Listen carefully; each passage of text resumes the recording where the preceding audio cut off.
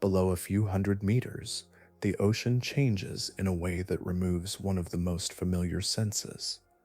Light no longer reaches far enough to guide movement. What remains is a space where visibility fades and distance becomes uncertain. In that darkness, movement becomes costly. Every action consumes energy that may not be replaced. So many predators do not chase. They hold position instead. Some remain still for hours, sometimes longer, waiting for a single moment that must not fail. Others produce light, not to see, but to shape the behavior of something approaching. A small glow held steady becomes enough. What begins to appear is not speed, not force, but control. Because in a place where food is scarce, reacting too early carries the same risk as reacting too late. Timing is no longer a detail. It becomes the difference between survival and loss. Researchers have recorded patterns that do not shift randomly. Position is chosen, delay is maintained. The strike is held until the outcome is nearly certain. These actions repeat, and over time they begin to resemble something more structured than instinct alone.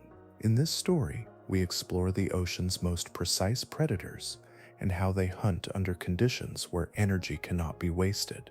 Before we drift any deeper into the ocean, tell me in the comments where you're listening from tonight. I always enjoy seeing how far these journeys reach.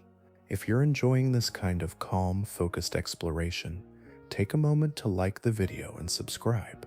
It helps more of these stories find their way to others. Now, let's descend. There is a quiet arithmetic that governs life at depth, a balance not of abundance but of limitation, where every action must return more than it consumes.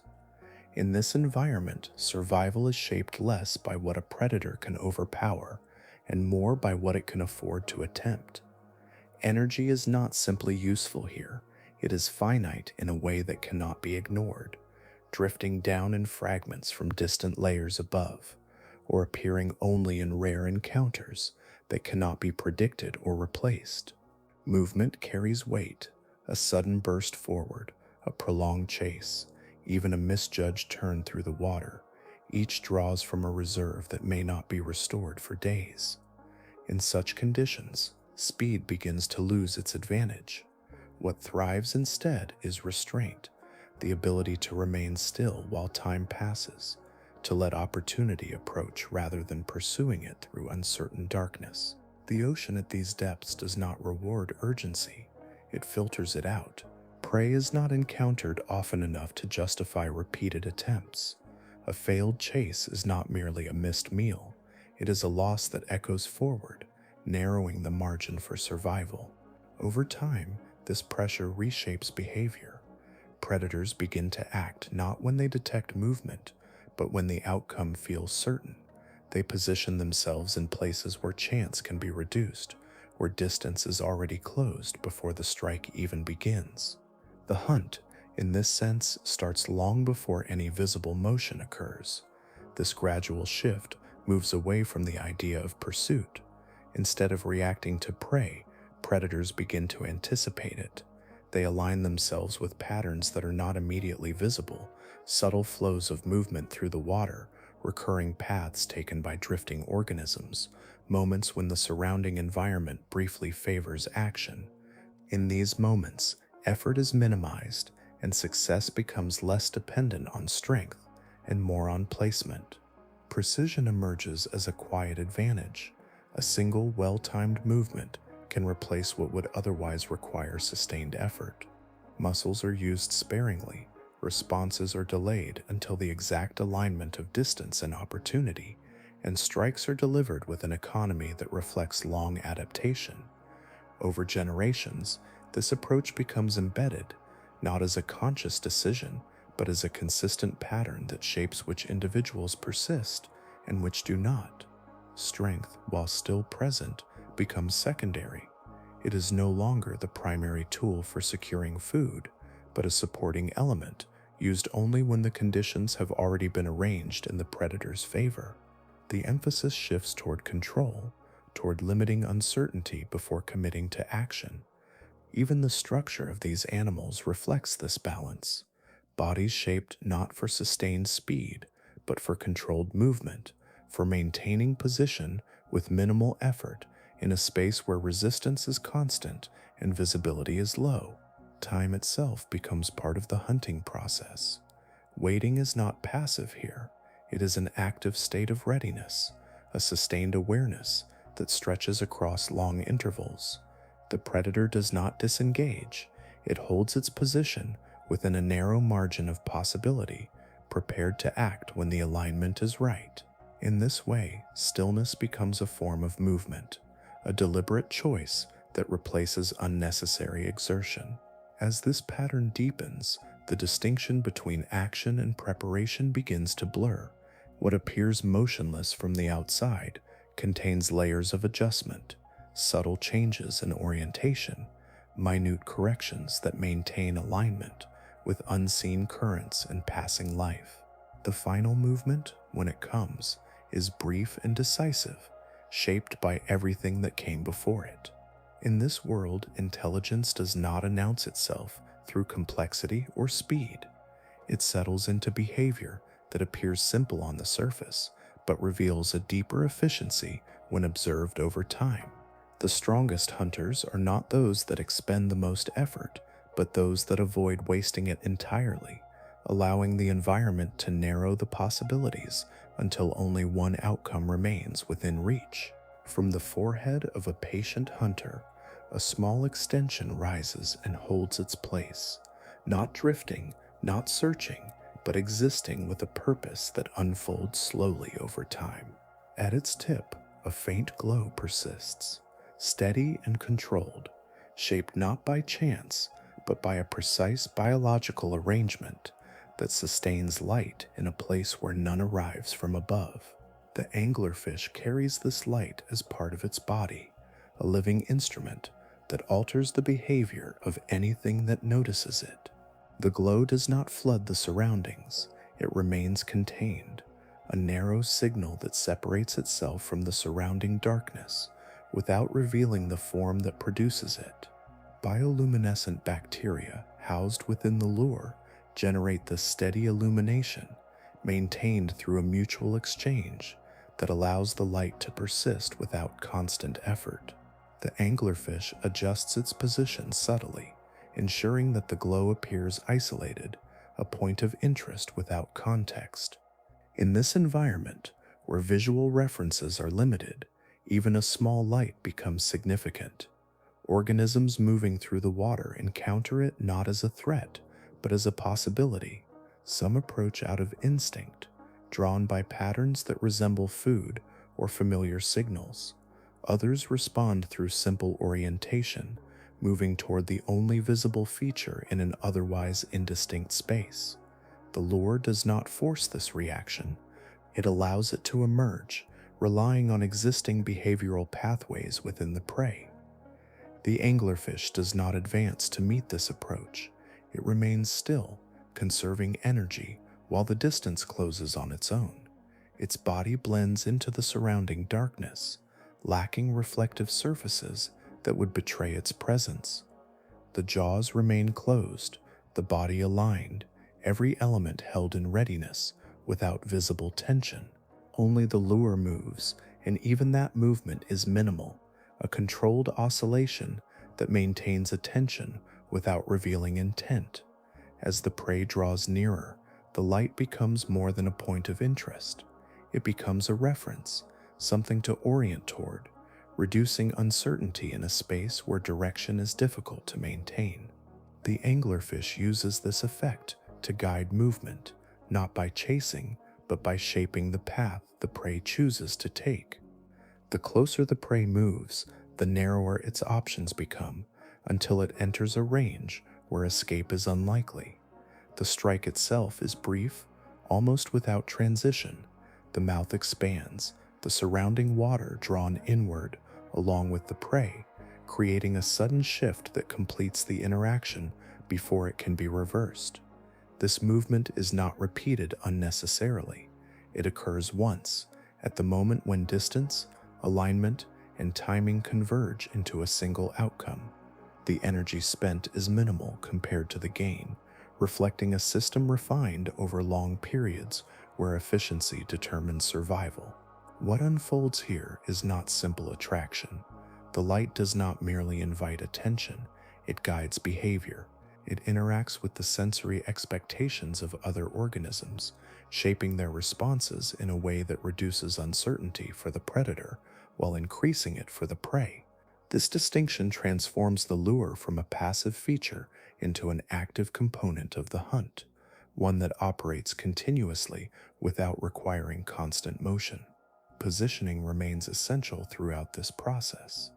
The anglerfish selects locations where passing organisms are likely to encounter the light, aligning itself with subtle flows and movements within the water column. It does not rely on random encounters alone. Its placement increases the probability that the lure will be noticed, turning chance into a more predictable sequence. Over time, this approach reveals a pattern that extends beyond a single interaction. The anglerfish does not dominate through force or speed. It creates conditions in which effort is reduced, allowing the behavior of others to complete the process it begins. The light remains, steady and deliberate, a small presence that reshapes the surrounding space without ever needing to expand beyond its narrow glow. A wavelength moves through the water that most eyes cannot register, passing quietly between organisms without leaving a trace of its presence. It does not scatter in the way shorter wavelengths do, nor does it illuminate the surroundings in any visible sense. For many creatures here, it simply does not exist.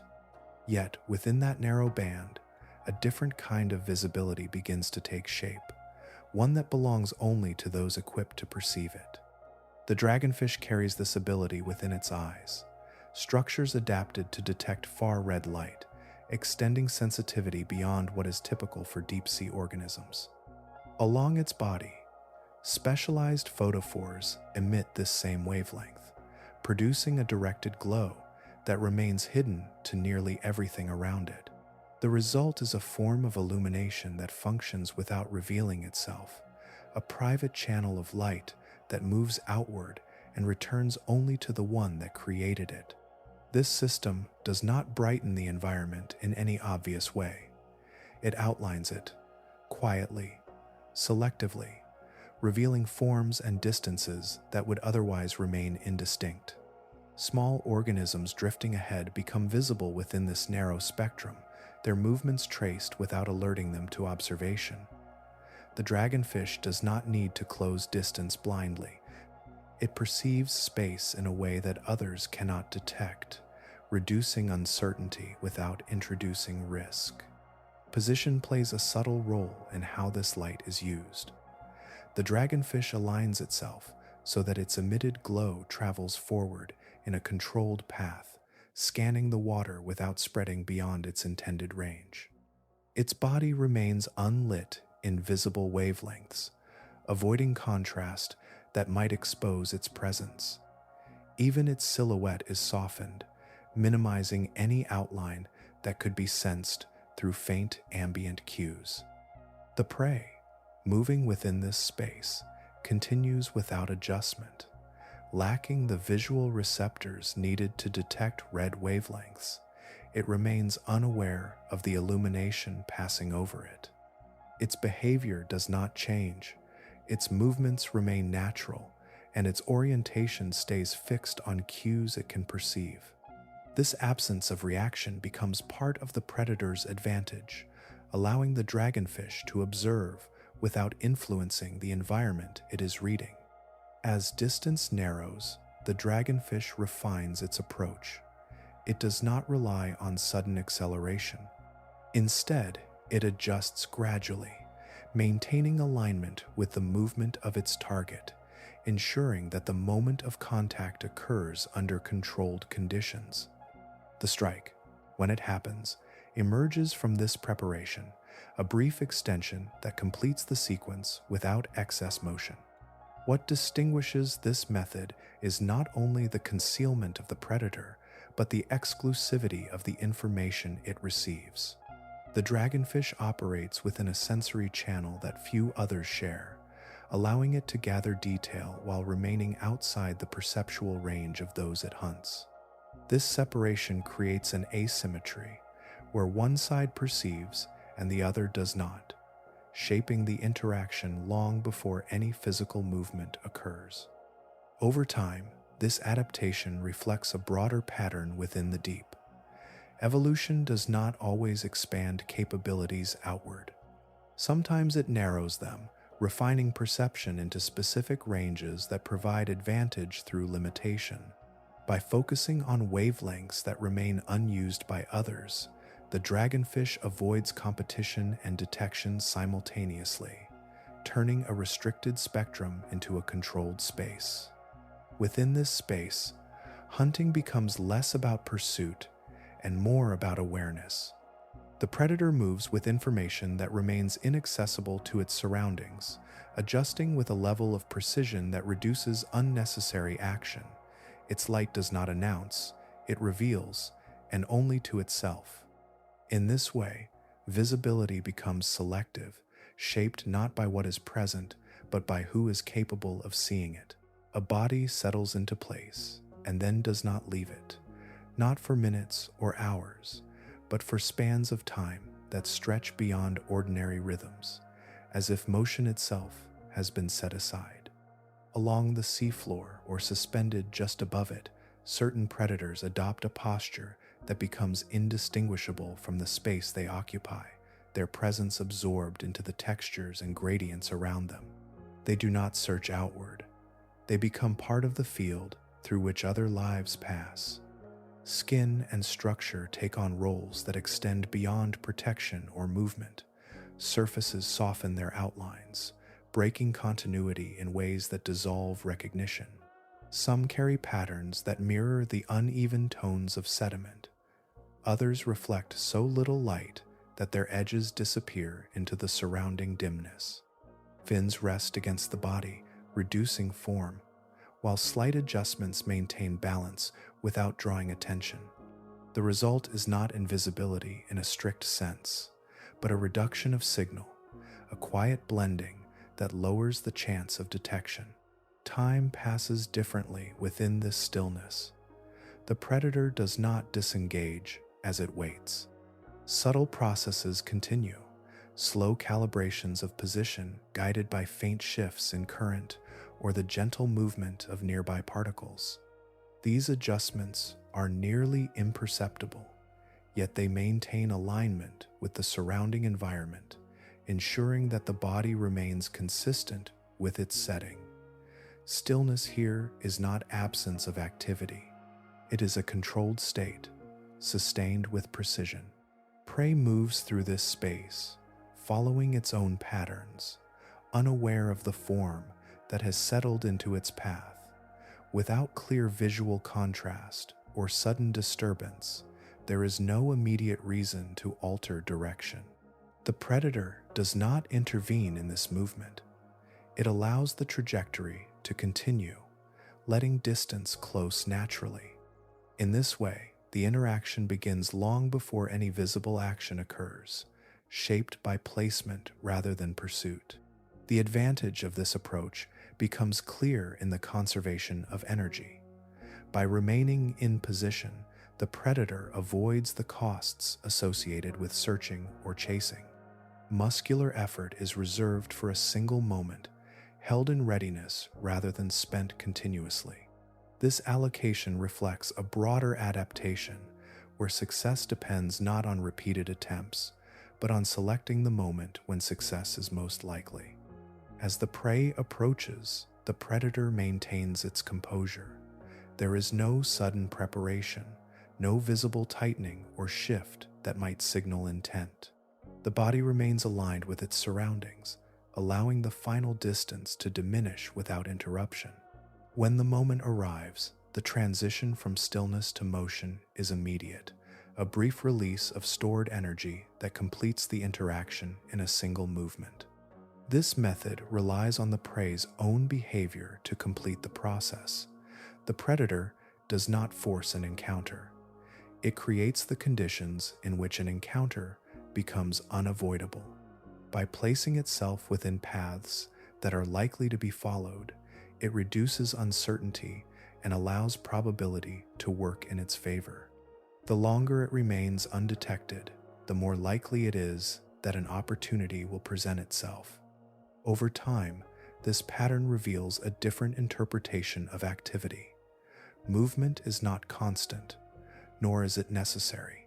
The absence of motion becomes a deliberate choice, one that reflects an understanding of how the environment functions.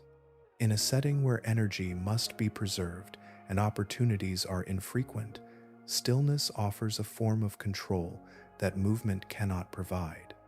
Within this quiet approach, the predator maintains a continuous awareness, holding its position within a narrow margin of possibility.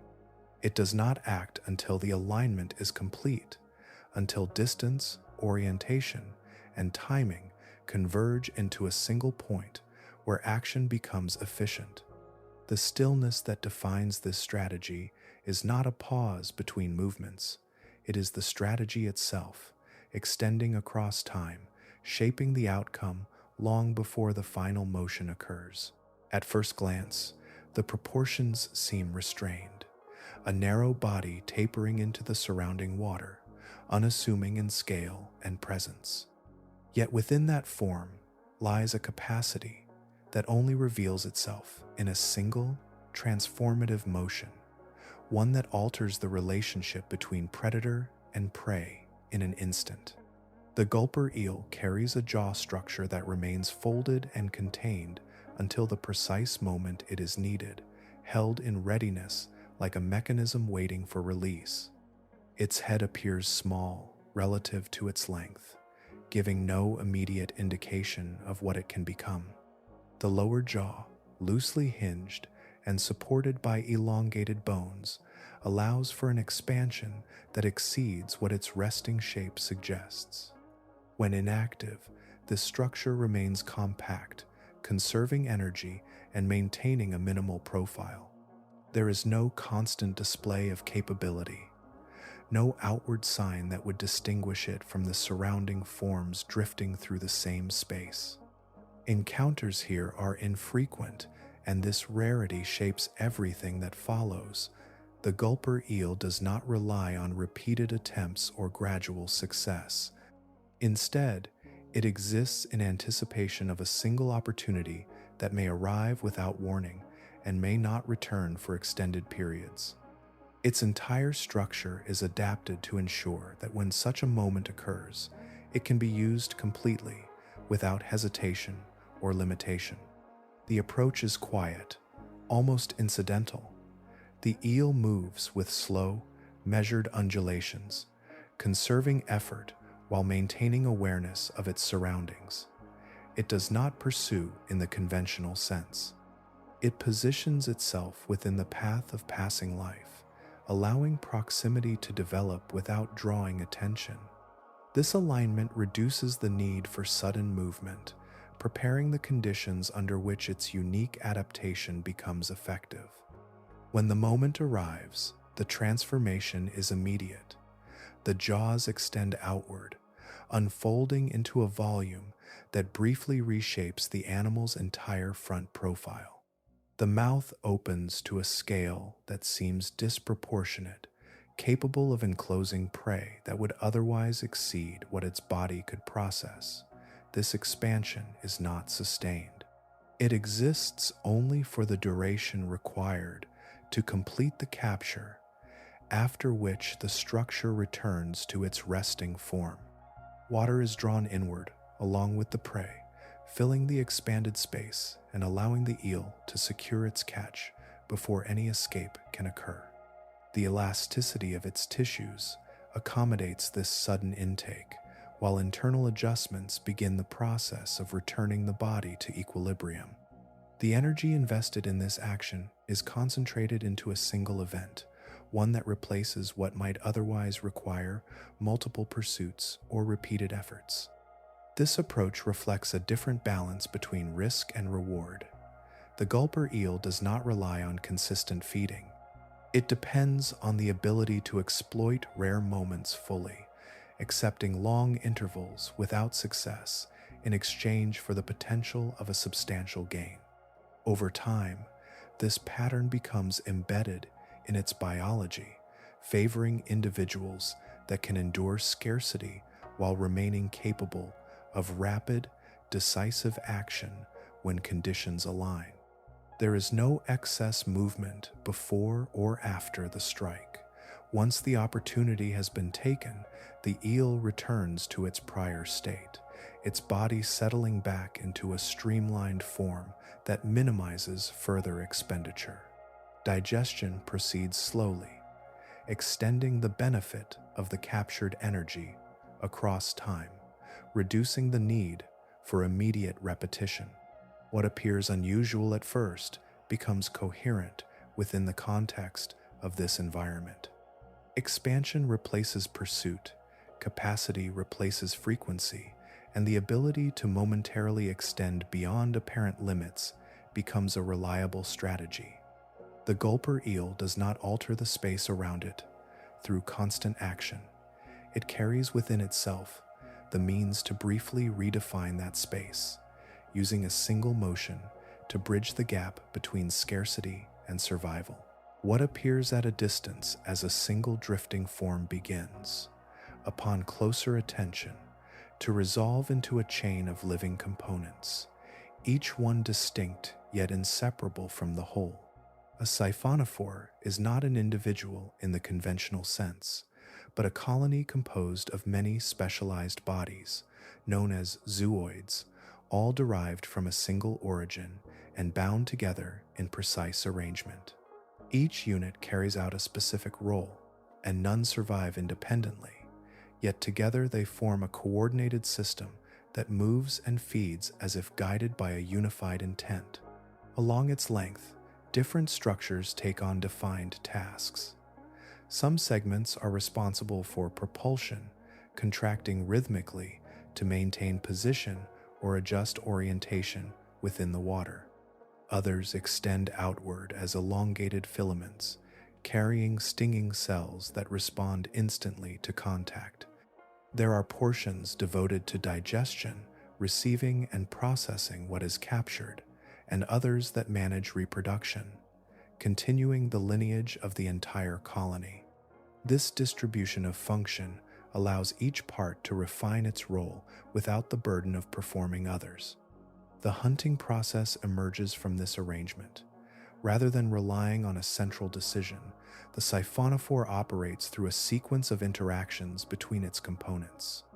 Its trailing tentacles extend far beyond the visible body, forming a dispersed field through which small organisms pass without recognizing the structure they have entered. These filaments are nearly transparent, reducing their presence to a level that does not disrupt the movement of passing prey. Contact initiates a rapid response. Specialized cells release microscopic structures that anchor and immobilize, transferring the captured organism along the filament towards sections of the colony equipped to handle it. This movement is not directed by a single controlling center, but arises from local responses embedded within each part. The coordination appears seamless, yet it is distributed, each segment responding according to its function, creating a flow that carries the prey inward. Positioning remains important, though it is achieved without deliberate navigation in the usual sense. The siphonophore aligns itself within currents that increase the likelihood of encounters, allowing the surrounding movement of water to bring potential prey into contact with its extended reach. It does not pursue, nor does it wait in a fixed location. Instead, it occupies a shifting path, guided by the environment in a way that maintains exposure without excessive effort. This structure allows for an efficiency that differs from solitary predators. Energy is not spent on complex processing or centralized control. Each zooid performs its role continuously, contributing to a larger system that operates through integration rather than individual decision. The colony as a whole responds to conditions through the combined activity of its parts, creating behavior that appears coordinated without requiring a singular point of awareness. The scale of some siphonophores extends far beyond what might be expected. Certain species reach lengths that span several meters, their tentacles forming expansive networks that increase the probability of contact. Within this extended form, the distribution of function remains consistent, each section maintaining its role regardless of its position along the chain. The system grows by repeating these units, expanding its reach while preserving its organization. Over time, this approach reflects a different path to effectiveness. Instead of concentrating capability within one body, the Siphonophore distributes it across many, allowing specialization to replace generalization. The result is a form of hunting that depends on structure rather than speed or individual adaptability, where success arises from the arrangement of parts working in concert. In this drifting assembly, the boundary between one and many becomes less defined. The colony moves as a whole, feeds as a whole, and persists as a whole, even though it is composed of countless distinct elements. What emerges is a predator shaped not by a single mind, but by a system in which coordination itself becomes the defining feature, extending through every segment as it interacts with the surrounding water. A pair of arms extends, then pauses, not from hesitation but from a shift taking place beneath the surface of action, where movement is reconsidered before it is completed. The octopus does not commit immediately to a single approach. It begins, withdraws, and begins again, each motion informed by what has just occurred, as though the interaction itself is shaping the next decision in real time. Its body remains fluid, capable of altering posture, texture, and direction without a fixed sequence. As it approaches potential prey, its arms explore rather than seize, tracing surfaces, testing responses, gathering information through contact. Suckers along each arm act as both sensors and tools, detecting chemical and tactile signals that refine the animal's understanding of what lies ahead. This process unfolds continuously, each small adjustment building upon the last. When resistance is encountered, the response changes. The octopus does not persist blindly. It shifts angle, alters grip, or withdraws entirely, repositioning itself to approach from a different direction. Hard shells, narrow openings, or defensive movements do not end the attempt. They redirect it. The animal adapts its behavior to the specific challenge, using a range of movements that remain flexible rather than fixed. This flexibility extends beyond immediate reaction. Over repeated encounters, patterns begin to form. An octopus learns which approaches yield success and which do not, modifying its behavior in subtle ways that carry forward into future interactions. This is not a rigid memory, but a refinement, a gradual shaping of responses that increases efficiency over time. The environment presents variation, and the octopus adjusts accordingly, maintaining effectiveness across changing conditions. Its nervous system supports this distributed form of control. Much of its processing occurs within the arms themselves, allowing local responses to emerge without waiting for centralized coordination. Each arm can explore, react, and adjust independently, contributing to a larger behavior that appears coordinated but remains adaptable at every point.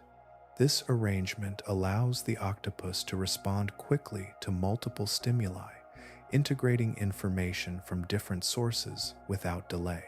Camouflage becomes part of this process as well.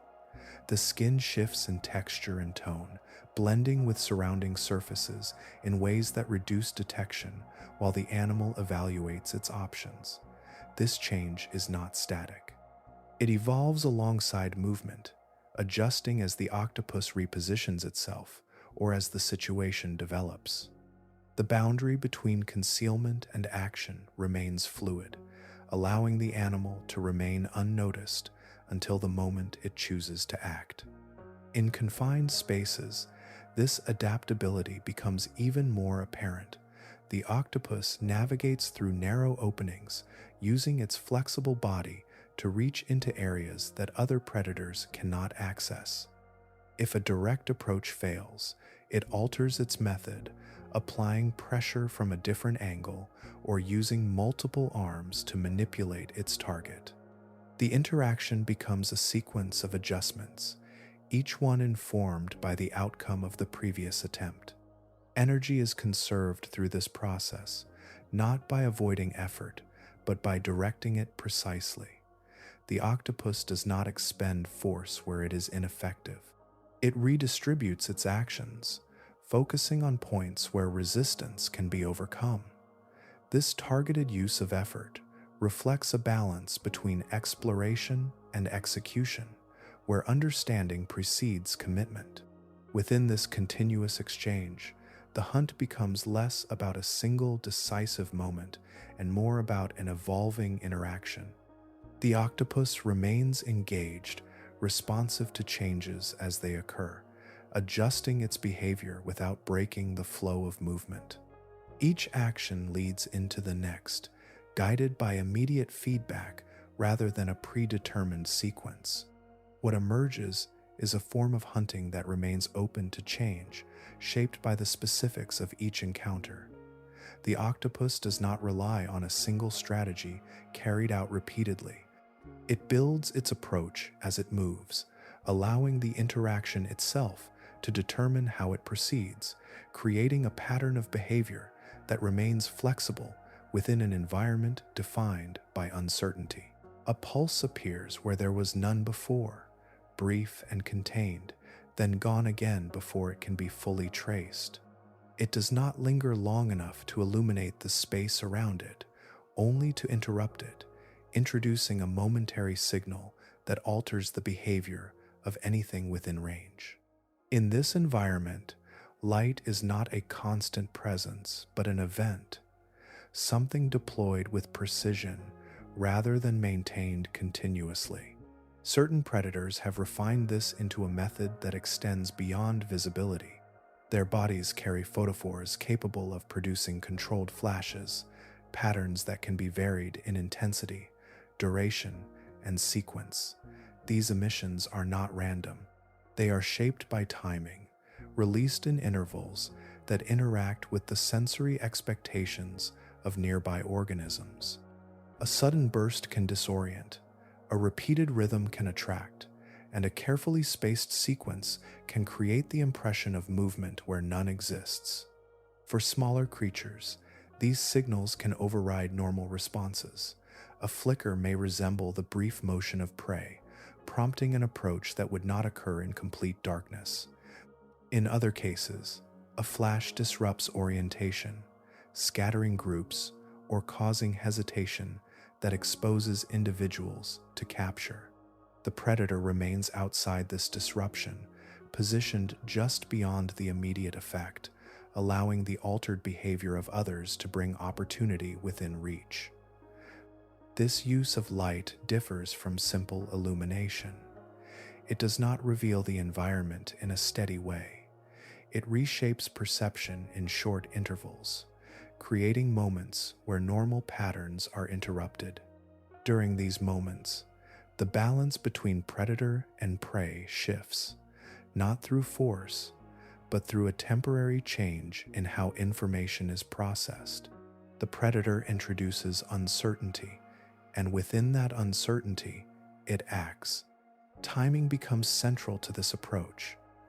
A flash released too early may go unnoticed, absorbed into the background without effect. Too late, and the opportunity passes before it can influence behavior. The predator aligns its signals with the presence of nearby movement, releasing light at the point where it will have the greatest impact. This synchronization requires no conscious calculation, yet it reflects a consistent pattern shaped by repeated success. In some species, the pattern itself becomes complex. Multiple photophores activate in sequence, creating a moving signal that draws attention along a specific path. Prey follows this path, guided by a series of brief illuminations that lead it closer to the predator. The movement is not real, yet it is perceived as such, a constructed motion that exists only within the timing of the flashes. Other predators use light defensively within the hunt, producing sudden bursts that obscure their exact position. A prey organism attempting to react may misjudge distance or direction, responding to the flash rather than the predator itself. In this brief confusion, the predator closes the gap, completing the interaction before clarity returns. The surrounding darkness becomes essential to this process. Without a constant background of light, each emission stands alone, unblended and distinct. The absence of competing signals allows even a small flash to carry significance, to draw attention in a way that would be impossible in brighter conditions. The predator does not overcome the darkness. It uses it as a frame, allowing its signals to define the moment. Over time, this strategy reveals a different relationship with light. It is not simply a tool for seeing or being seen. It becomes a means of influence, a way to alter the behavior of others without direct contact. The predator shapes its environment not by changing its physical structure, but by introducing controlled signals that redirect movement and perception. Within these brief illuminations, the hunt unfolds in fragments, each flash contributing to a sequence that leads toward a single outcome. The light does not persist, and neither does the moment it creates. Both exist only long enough to guide the interaction forward, after which the space returns to its prior state, unchanged except for what has been taken from it. A shape moves in a way that suggests no danger, following a pattern so familiar that it passes without scrutiny, its rhythm aligned with countless others that share the same space. It does not draw attention to itself. It blends into expectation, adopting signals that belong to something else entirely. In this alignment, the predator is not hidden by absence, but by resemblance, taking on the appearance of what the surrounding life has already learned to accept. Certain hunters achieve this by replicating the movements of smaller organisms, drifting with subtle pulses that mirror the behavior of harmless prey. Their bodies follow trajectories that appear ordinary, neither accelerating nor deviating in ways that would signal threat. To an observer moving through the same environment, this motion registers as part of the background, another presence among many, indistinct and unremarkable.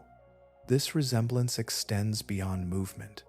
Some predators produce faint signals that imitate those of organisms commonly encountered, drawing responses that would otherwise remain guarded. These signals are not identical in every detail, yet they are close enough to engage instinctive reactions. The prey does not analyze the difference. It responds to the pattern it recognizes, moving closer without hesitation. Position becomes part of the illusion. The predator places itself within areas where the imitated signals are expected to occur, reinforcing the credibility of its appearance. By aligning with familiar pathways or densities, it reduces the chance of standing out. The deception is not created in isolation. It is supported by context, by the surrounding activity that frames it as normal. As the distance closes, the predator maintains its role. It does not shift prematurely or reveal its structure before the moment is secured. The imitation continues until proximity removes the need for it. Only then does the underlying form emerge, transitioning from mimicry to action in a movement that breaks from the pattern it has sustained. This strategy relies on the limitations of perception. In an environment where visibility is reduced and encounters are brief, organisms depend on simplified cues to interpret what they encounter. Patterns of movement, faint signals, and general outlines become the basis for recognition. By adopting these cues, the predator bypasses the need for concealment, entering the awareness of its prey without triggering avoidance. False movement plays a role as well. Some predators introduce slight irregularities into their behavior, suggesting vulnerability or distraction, encouraging approach from those that might otherwise remain distant. These variations are controlled, small enough to remain within the bounds of what is considered normal, yet distinct enough to draw attention. The prey responds, guided by its own expectations, unaware that the signal it follows is not genuine. Over time, this approach reflects a refinement of interaction rather than a display of force. The predator does not overpower its environment. It integrates into it, using existing patterns as a framework for its own behavior. Success arises from alignment, from the ability to occupy a role that others recognize and accept without resistance. Within this quiet deception, the boundary between predator and prey becomes less defined, at least for a moment. The signals that usually distinguish one from the other are blurred, allowing the predator to move within that ambiguity until the final action resolves it. The environment remains unchanged, its patterns continuing as before, yet within those patterns, a different presence has briefly taken shape, one that relies not on visibility or speed, but on the careful imitation of something that belongs there. There are movements that never touch the eye, passing instead as faint disturbances that ripple through the water and vanish before they can be seen. In this environment, detection begins not with sight, but with the ability to register these subtle changes, to feel motion as a shifting pressure rather than an image. Predators attuned to this layer of perception move through a field defined by gradients and pulses, reading the presence of others without relying on light. Along their bodies, specialized sensory systems extend outward, forming a distributed network that responds to minute variations in water movement. These receptors, often arranged in lines or clusters, detect the displacement caused by nearby organisms, translating fluid motion into information about direction, size, and speed. The surrounding space becomes textured with invisible patterns, each movement leaving a trace that can be followed or avoided. In this way, the predator does not need to locate prey visually. It senses the wake left behind, the pressure waves that radiate outward with every motion. A small shift in current may indicate a passing organism, while a sudden disturbance can reveal a rapid change in direction. These signals carry meaning even in complete absence of light, allowing the predator to orient itself within a space that remains otherwise undefined. Approach becomes a matter of alignment. The predator adjusts its position to match the flow of these disturbances, reducing its own impact on the surrounding water. By moving in harmony with existing currents, it minimizes the signals it produces, avoiding detection by those that might sense its presence in return. This balance between sensing and remaining undetected shapes the entire interaction. Sound also plays a role, though not in the way it might in open air. Vibrations travel efficiently through water, carrying information across distances that exceed immediate contact. Some predators are capable of detecting these low-frequency signals, using them to refine their understanding of nearby activity. The combination of pressure and vibration creates a layered perception, where multiple forms of input merge into a coherent sense of the environment. As distance narrows, the predator maintains a controlled pace. Sudden acceleration would disrupt the surrounding water, creating signals that could alert the prey.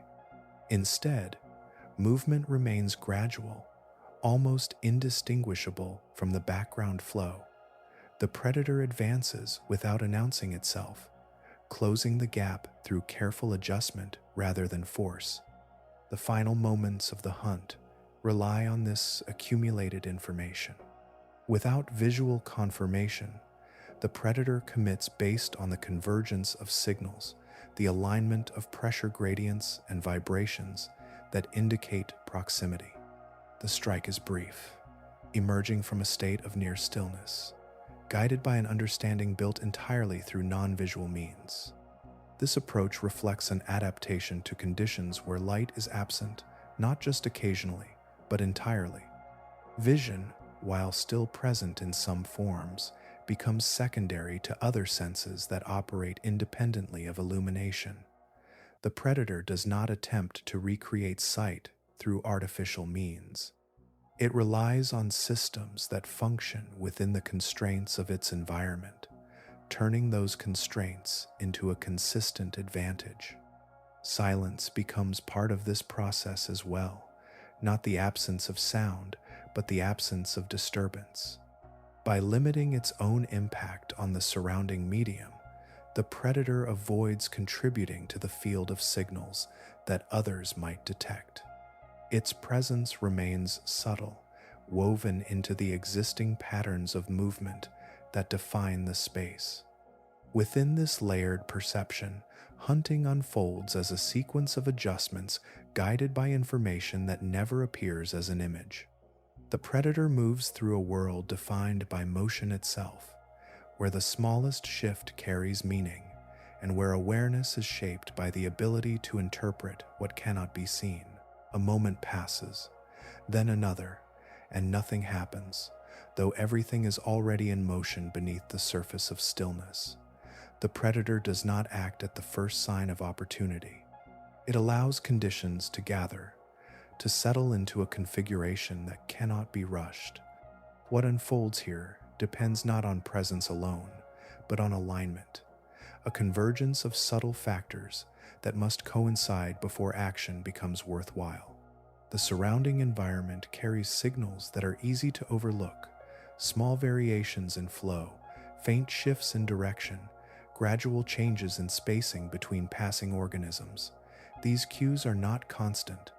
They form and dissolve, creating brief windows in which the likelihood of success increases. The predator remains attentive to these patterns, not by constant movement, but by maintaining a position that allows them to be sensed as they emerge. Acting too early disrupts this balance. A premature movement may encounter resistance, miss its target, or alter the surrounding conditions in a way that reduces future opportunity.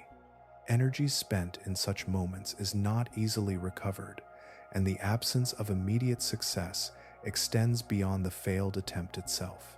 It narrows the margin for survival, making each decision carry weight that extends into what follows. Waiting, in contrast, preserves possibility. The predator allows distance to close naturally, guided by the movement of others and the shifting structure of the environment. It does not force interaction. It observes, or more precisely, it remains within a state where observation and readiness exist together. This state can persist for extended periods with no visible change, yet beneath it lies a continuous process of evaluation. Environmental cues refine this process further. A slight alteration in current may carry information about the direction of movement, indicating how an approaching organism will pass. Variations in density, the spacing between individuals, or the presence of larger forms nearby can all influence the moment of action. The predator integrates these elements without interruption, adjusting its readiness in response to conditions that remain in flux. As alignment approaches, the margin for error decreases. The predator does not accelerate its decision. it maintains the same measured pace, allowing the final conditions to form completely. The difference between acting a moment too soon and a moment at the right time becomes significant, determining whether the effort results in success or is lost without return. When the moment arrives, it does not announce itself. It exists as a brief convergence where distance, orientation, and environmental flow align. The predator responds within this narrow interval, releasing a controlled movement that completes the interaction before surrounding conditions can shift again. The action is brief, but it carries the weight of everything that preceded it.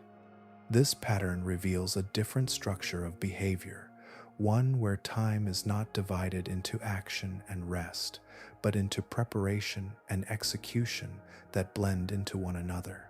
The predator is never entirely inactive.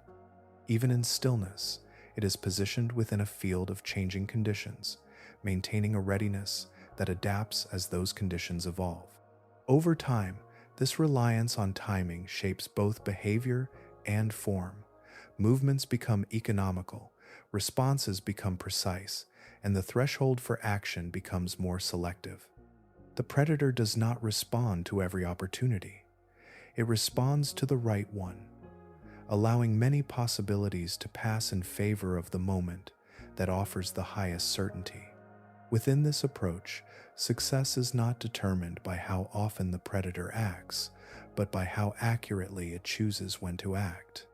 The environment provides the signals, subtle and transient, and the predator aligns itself with them, allowing timing to guide the outcome rather than force. Not every attempt resolves into success, and when it does not, the absence lingers far longer than the moment in which it occurred. A missed capture is not simply an empty outcome. It is a measurable loss, a portion of stored energy converted into motion that returns nothing in exchange. In an environment where resources are limited and encounters are infrequent, this imbalance carries forward, shaping what can and cannot happen next. The expenditure begins before the final movement. Position must be maintained, orientation adjusted, readiness sustained over time. Even when the body appears still, processes continue beneath the surface, holding the predator within a narrow margin of possibility. When the attempt fails, all of this investment is released without return, leaving a deficit that cannot be quickly restored. Recovery unfolds slowly. There is no immediate compensation for the loss, no abundance waiting nearby to offset what has been spent.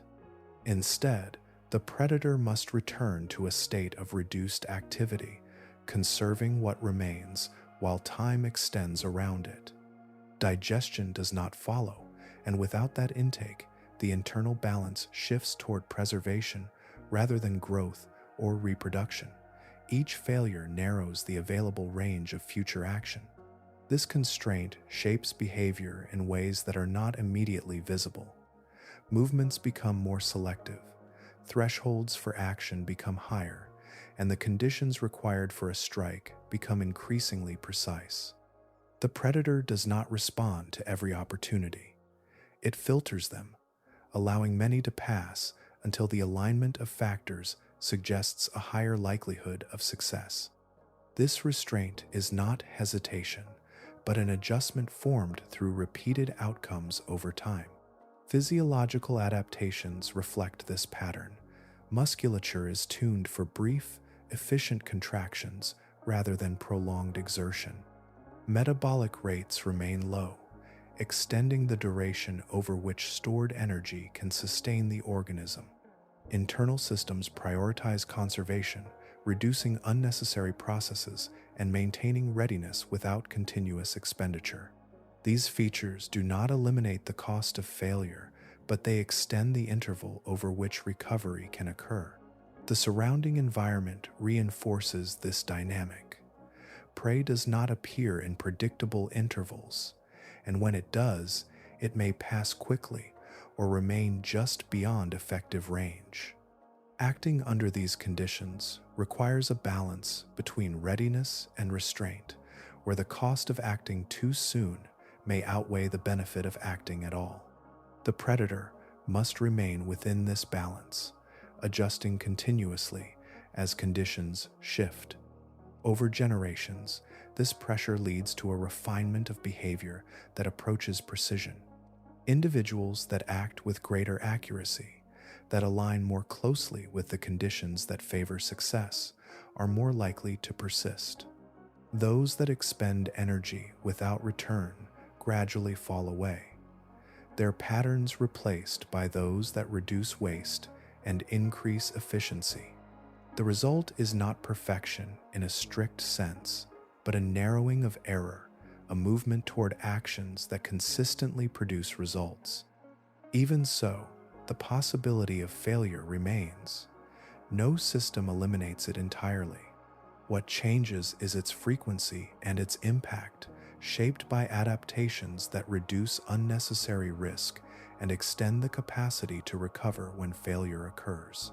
The predator carries this history within its behavior, each movement reflecting not only immediate conditions, but the accumulated influence of past outcomes. In this way, the cost of a single mistake extends beyond the moment itself. It influences the pacing of future actions, the thresholds for engagement, and the allocation of energy across time. The predator does not forget the loss, not as a memory in the human sense, but as a shift in how it operates, a subtle recalibration that guides what comes next. At rest, the body appears complete, settled into a position that suggests no immediate intention, as though it has become part of a slower rhythm that does not require action. Nothing shifts in any obvious way. Fins remain folded, limbs lie close, and the surrounding space carries on without disturbance. To an outside observer, there is no indication that anything is about to change. Yet, beneath this appearance, processes continue in a quiet, sustained form. Muscles hold tension at levels too slight to register outwardly, maintaining a readiness that does not reveal itself through visible strain. Orientation is preserved with precision, the body aligned to a specific angle that reflects more than comfort. It reflects preparation. The predator is not inactive, it is contained, holding potential within a form that appears still. This containment allows for a kind of concealment that differs from blending or disguise. There is no need to resemble something else or to disappear into surrounding patterns. The lack of motion itself becomes the cover, reducing the signals that might draw attention. In a space where movement often defines presence, the absence of it shifts perception, allowing the predator to remain unrecognized within the flow of passing activity. Subtle adjustments occur within this stillness, small enough to remain unnoticed, yet essential to maintaining alignment. A slight correction in position, a minute shift in orientation, a controlled stabilization against faint currents, each contributes to preserving the conditions required for action. These movements do not interrupt the overall impression of inactivity. They sustain it, ensuring that the predator remains prepared without altering its outward state. Prey moves through this environment, guided by its own patterns, responding to cues that signal safety or risk. Without abrupt motion or clear disturbance, there is little to indicate the presence of a threat. The predator does not interrupt this movement. It allows the surrounding activity to continue unchanged, relying on the natural paths taken by others to bring opportunity within reach. As proximity increases, the internal state shifts further toward action, though the exterior remains the same. Muscles engage slightly more, coordination tightens, and the threshold for movement narrows to a single point. The predator does not rush this transition. It holds it, maintaining the illusion of stillness until the moment when concealment is no longer required. The final motion emerges from this contained state without warning. It is not preceded by visible preparation, no gradual acceleration or buildup that might signal what is about to occur. The transition from stillness to action is immediate, a release of stored energy that completes the interaction before it can be anticipated. The movement is brief, precise, and then it is over, returning the body to a state that again appears at rest. This pattern reflects a broader adaptation where visibility is not only about what is seen, but about what is expected. By aligning with the expectation of inactivity, the predator avoids triggering responses that depend on detecting change. It operates within a narrow margin where presence remains unrecognized until it resolves into action. Over time, this approach shapes both behavior and form. The ability to maintain readiness without outward expression becomes refined, allowing the predator to remain effective while minimizing unnecessary movement. Energy is conserved not only by limiting action, but by reducing the need for repeated attempts. Each movement carries weight, and by concealing its initiation, the predator increases the likelihood that it will succeed. Within this quiet balance, stillness becomes more than a pause. It becomes a condition that holds potential, a sustained state in which action is prepared but not revealed, allowing the moment of change to arrive without being seen as it forms. Movement begins so gradually that it barely separates itself from the stillness that preceded it, a continuation rather than a change, as though the body has decided to shift only after ensuring that nothing will be disturbed by doing so. These predators do not rely on sudden bursts or rapid pursuit. Their approach unfolds at a measured pace, each motion placed carefully within the surrounding conditions, allowing distance to close without disruption. Speed, in this context, offers little advantage. A rapid advance would introduce turbulence, altering the environment in ways that alert potential prey and reduce the chance of success. Instead, these hunters maintain a controlled progression, minimizing the signals they produce.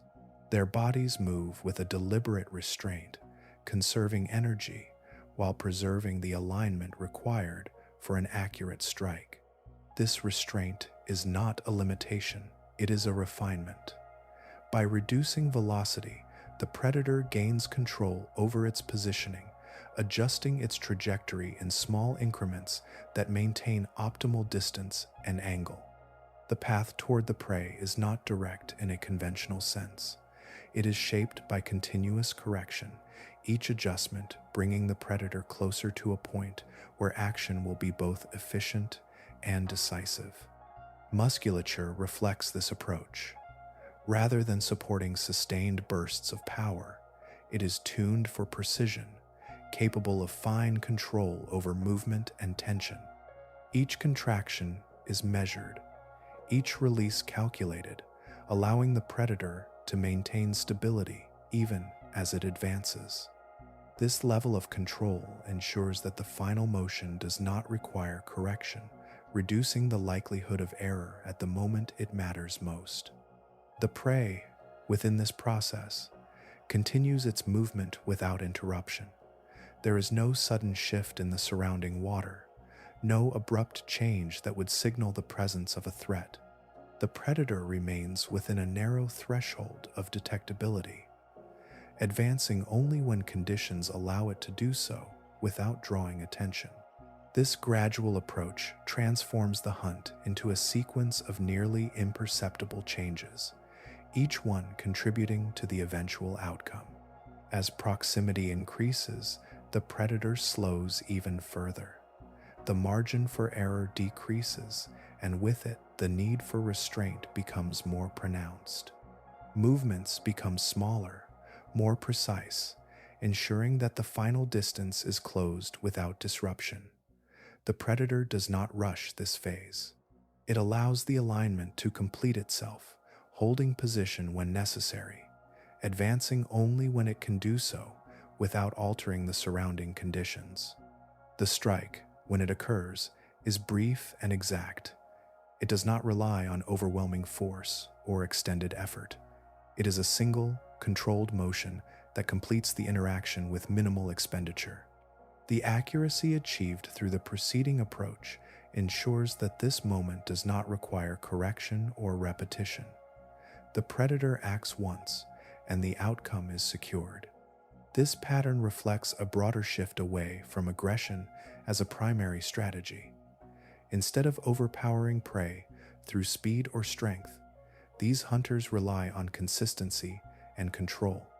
Each action is part of a larger sequence designed to reduce uncertainty, allowing the final movement to occur under conditions that favor success. Energy use aligns with this approach. By limiting unnecessary movement and avoiding repeated attempts, the predator conserves its resources, extending its ability to operate within an environment where opportunities are limited. The cost of each action is balanced against its likelihood of success, leading to behavior that prioritizes precision over frequency. Over time, this method results in a form of hunting that appears unhurried yet remains highly effective. The predator does not need to act often, it needs to act correctly. Within this balance, movement becomes a tool for alignment rather than pursuit, and success emerges from the careful arrangement of conditions that lead to a single, decisive moment. Far below the shifting surface, the weight of the ocean gathers into a constant force that presses from every direction at once, shaping not only the bodies that exist within it, but the very way those bodies are able to move.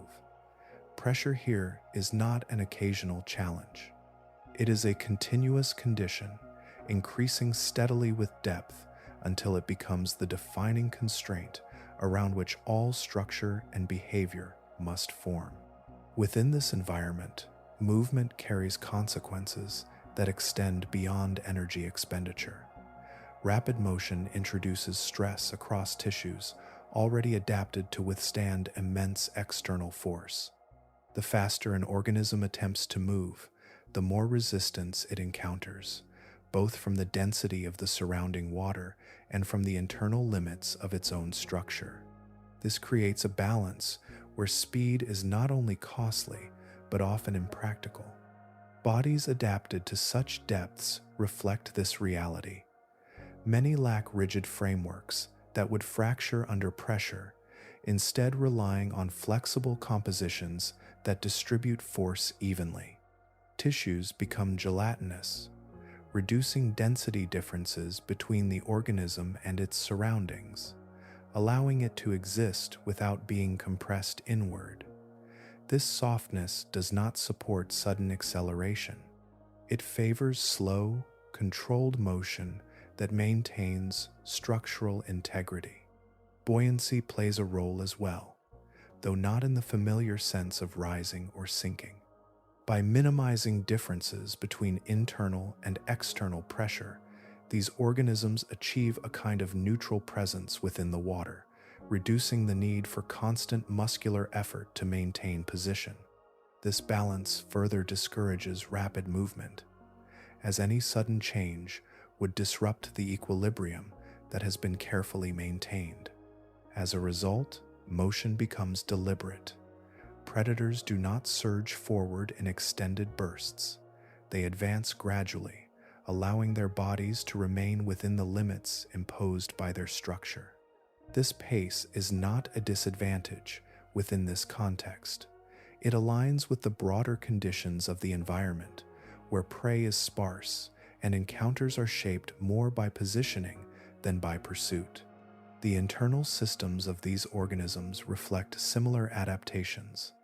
Gas-filled spaces, common in shallower species, are reduced or absent, replaced by fluids that do not compress under pressure.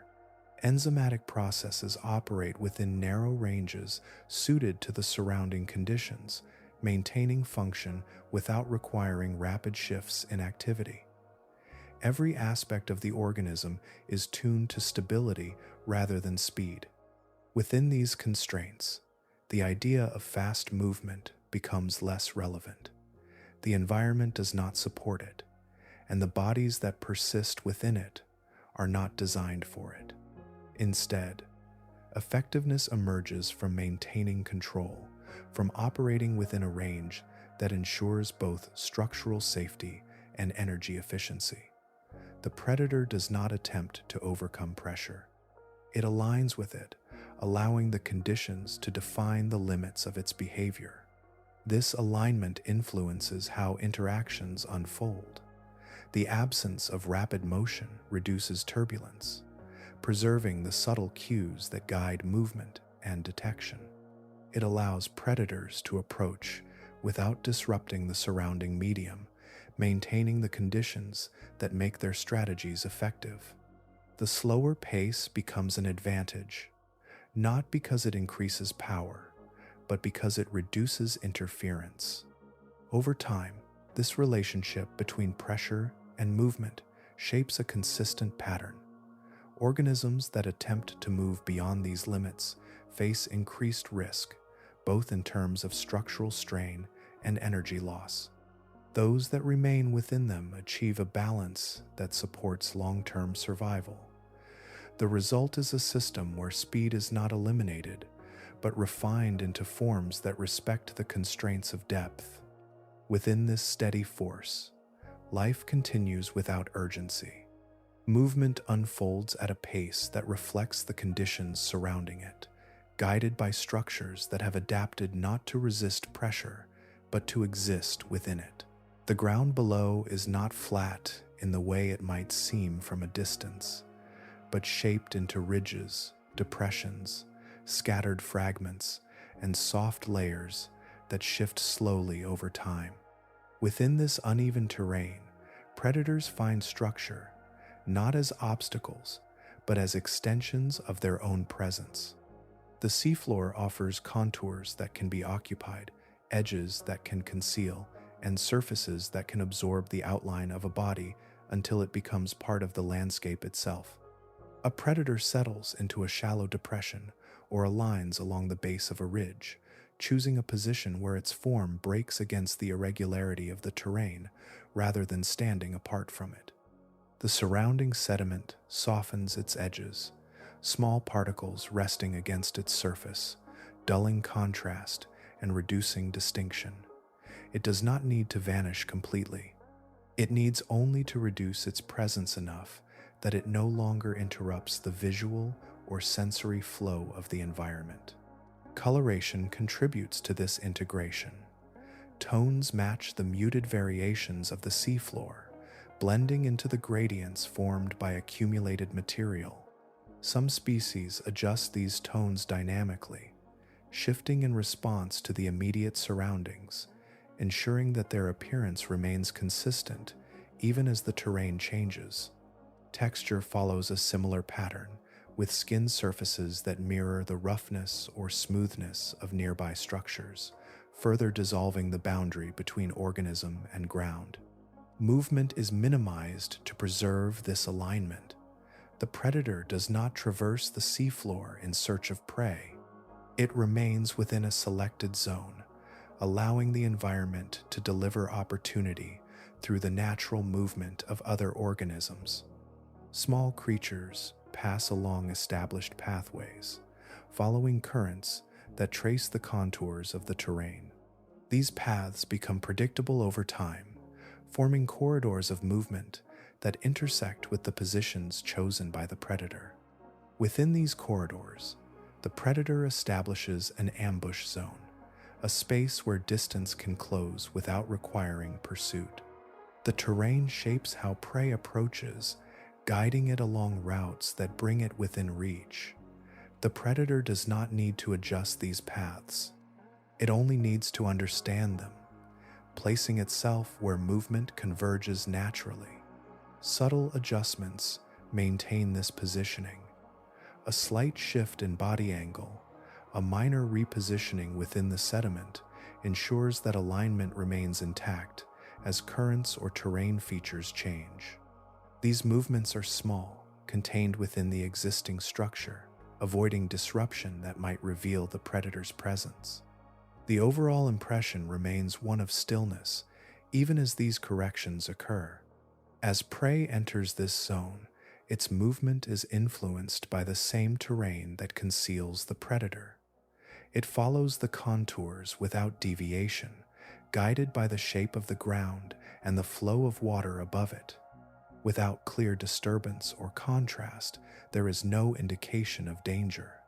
The predator allows this approach to continue, maintaining its position until the final distance is reduced to a point where action becomes efficient.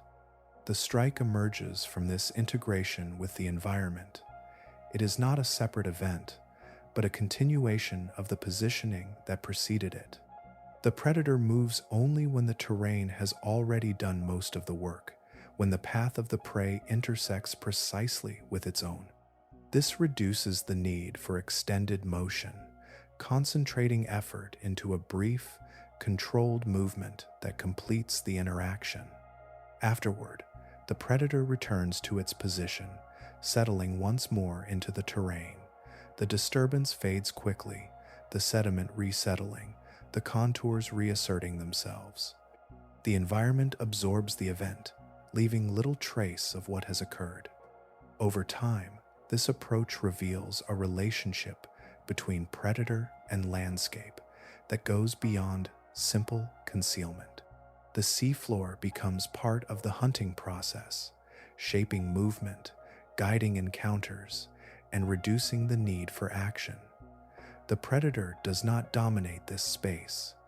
It inhabits it in a way that allows the terrain itself to contribute to its success, turning structure into strategy. There are regions where the ground falls away entirely, leaving a volume without edges, where direction is measured only by depth and distance between passing forms. In this open water, there is no surface to settle into, no ridge to align against, no structure to absorb the outline of a body. The predator exists within a suspended field, surrounded by space that offers no cover and no fixed reference. In such conditions, concealment cannot rely on physical surroundings. It must emerge from the body itself, from qualities that reduce visibility or alter perception without the support of terrain. Some predators achieve this through transparency, allowing light, when present, to pass through them with minimal reflection, rendering their form difficult to distinguish. Others adopt surfaces that absorb or scatter what little illumination exists, softening their presence until they merge with the surrounding dimness. Movement becomes part of this concealment. Rapid motion would create contrast, introducing disturbances that stand out against the otherwise uniform environment. Instead, these predators advance slowly, maintaining a consistency that blends into the gradual shifts of the water itself.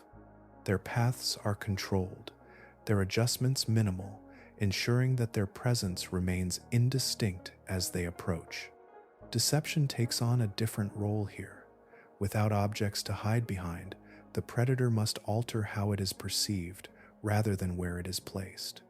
Some produce faint signals that resemble harmless organisms, creating a false identity that allows them to move without triggering avoidance. Others position their bodies in ways that distort their outline, presenting shapes that do not immediately resolve into a recognizable form. These strategies do not remove the predator from view entirely. They delay recognition, extending the time before a response occurs. Vertical positioning becomes a defining element of this approach. Rather than moving solely across a horizontal plane, the predator adjusts its depth, aligning itself above or below the paths taken by potential prey. This positioning takes advantage of how light and shadow interact within the water column. From below, The faint glow from above can obscure details, reducing the visibility of anything that approaches upward. From above, the darker depths beneath can absorb the outline of a descending form. By selecting the correct depth, the predator places itself within a layer where detection is less likely. It does not remain fixed. It shifts gradually, maintaining alignment with the movements occurring around it. This vertical adjustment allows it to intersect with passing organisms without needing to pursue them directly, reducing the need for sudden motion. The absence of structure also influences how encounters unfold. Without boundaries to guide movement, prey travels along less predictable paths, shaped by currents and internal patterns rather than physical features. The predator must account for this variability, positioning itself within zones where movement tends to converge or slow. These zones are not visible, but they exist as patterns within the flow, regions where interaction becomes more likely. As the distance closes, the predator maintains its controlled approach, ensuring that its presence does not disrupt the surrounding space. There is no reliance on sudden concealment or last-moment adjustment.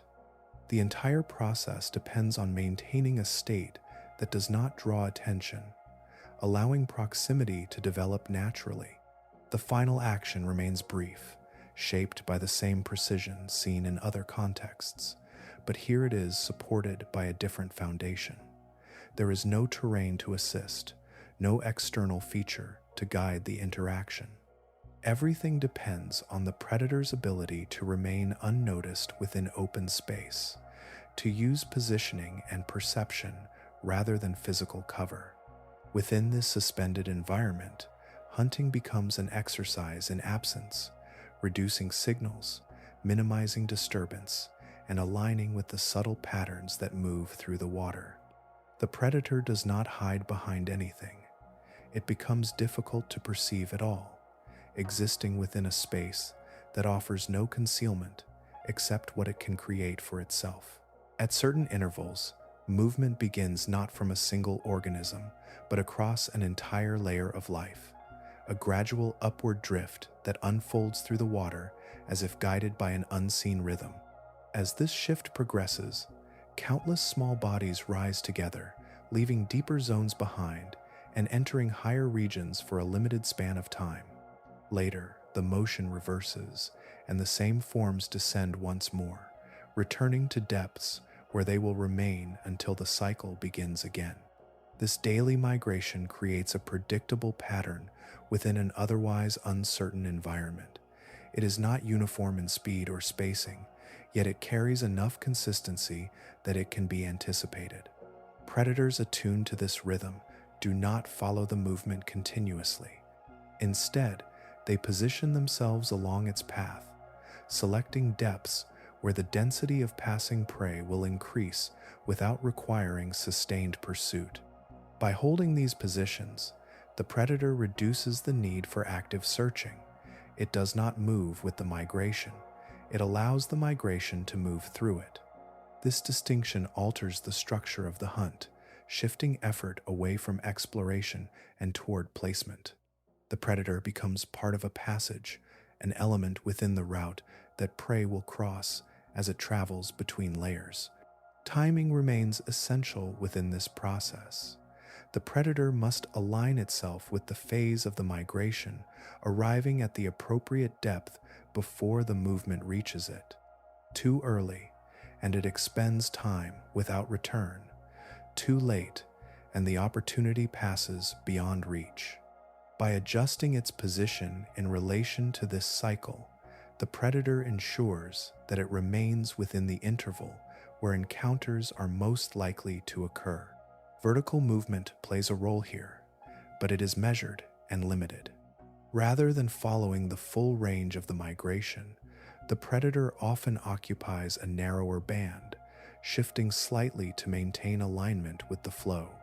This controlled adjustment allows it to intersect with multiple passing organisms without expending the energy required to track them individually.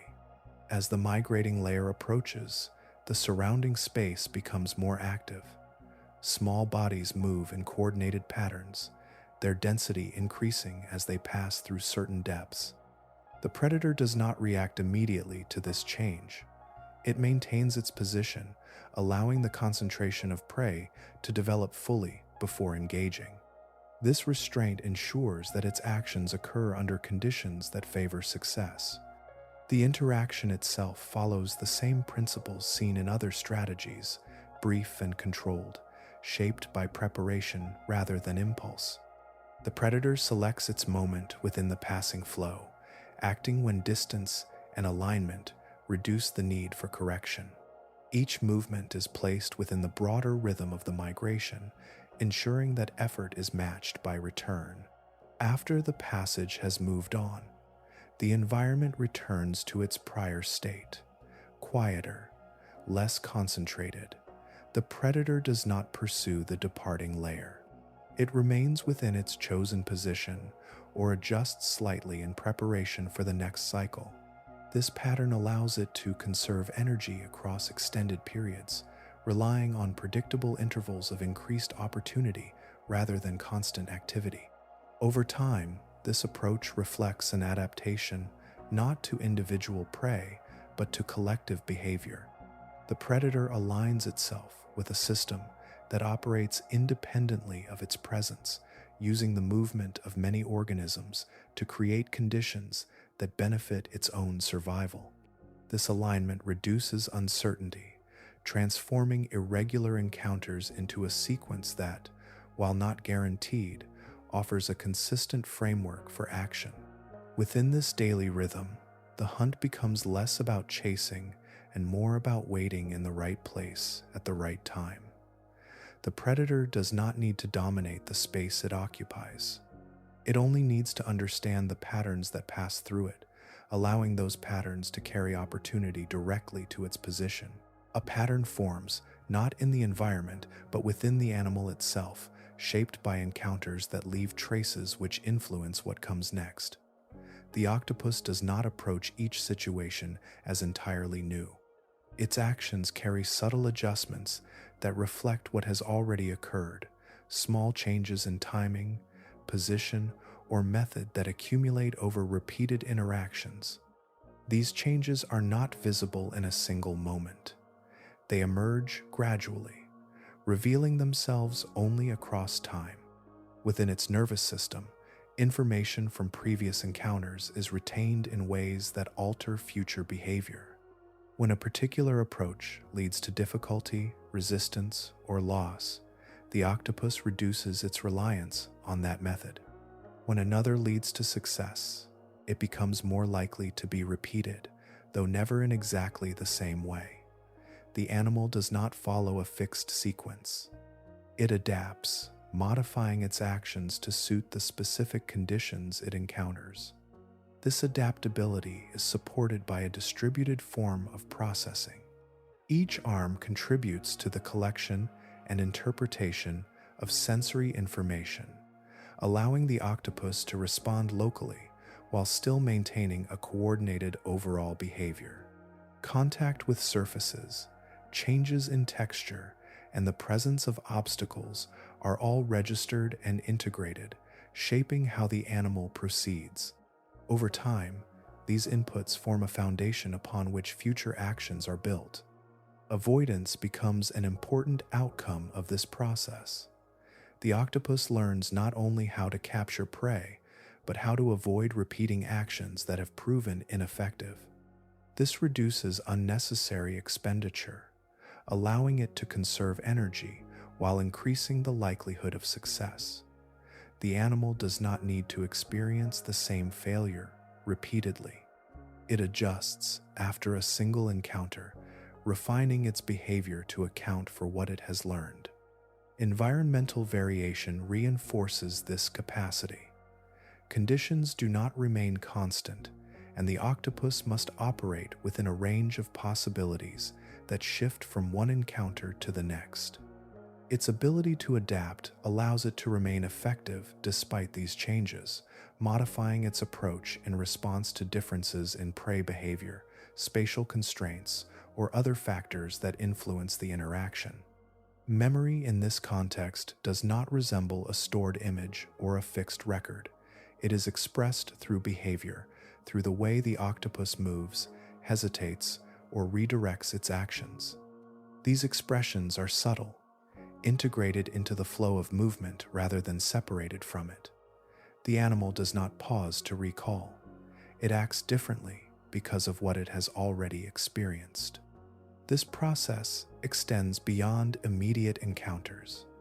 Over longer periods, patterns of behavior become more refined, shaped by repeated exposure to similar conditions. The octopus becomes more efficient, reducing the time and energy required to achieve the same outcome. Its actions remain flexible, but they are guided by an underlying structure that reflects accumulated experience.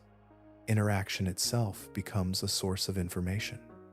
Each contact, each response from the environment or from other organisms contributes to the ongoing adjustment of behavior. The octopus remains engaged within this exchange, continuously updating its approach without interrupting its movement.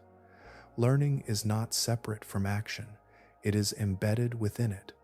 In this way, the hunt evolves as a dynamic process rather than a fixed sequence. The octopus does not rely solely on instinct or predetermined patterns. It builds its behavior through experience, allowing past outcomes to inform present actions. This capacity introduces a level of responsiveness that adjusts to uncertainty, maintaining effectiveness in conditions that cannot be predicted in advance. Within this gradual refinement, success becomes less dependent on chance and more on the ability to incorporate what has already occurred. The octopus carries its experience forward, shaping each new encounter through the quiet influence of what it has learned. Time does not pass here in the same way it does above, where movement and change provide constant markers of progression. In the deep, intervals lengthen, stretching between events that may occur only rarely, leaving extended periods where nothing appears to happen. For certain predators, these stretches are not interruptions to the hunt. They are the hunt, unfolding across durations that redefine what it means to act. A predator may remain in position through spans that exceed ordinary cycles, its body sustained by reserves gathered from previous success. There is no immediate need to move, no urgency to seek out opportunity. Instead, it holds a state of readiness that persists through stillness, maintaining alignment with conditions that may take time to return. This readiness does not diminish with the passing of moments.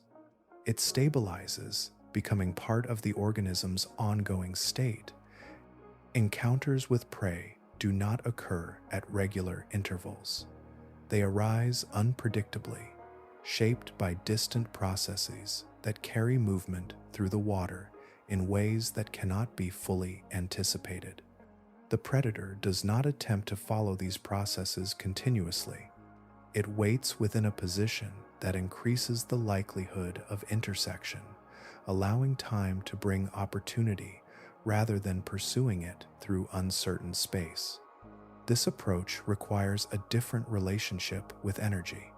Rather than expending it in frequent attempts, the predator conserves it across long periods, maintaining only what is necessary to sustain function and readiness.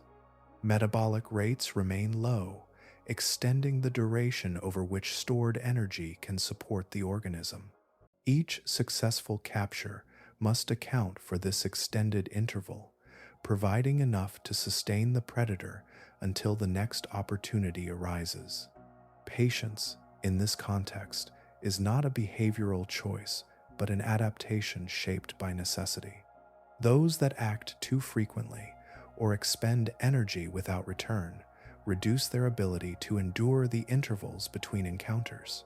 Over time, this leads to a refinement of behavior that favors restraint, allowing only those actions that align closely with favorable conditions.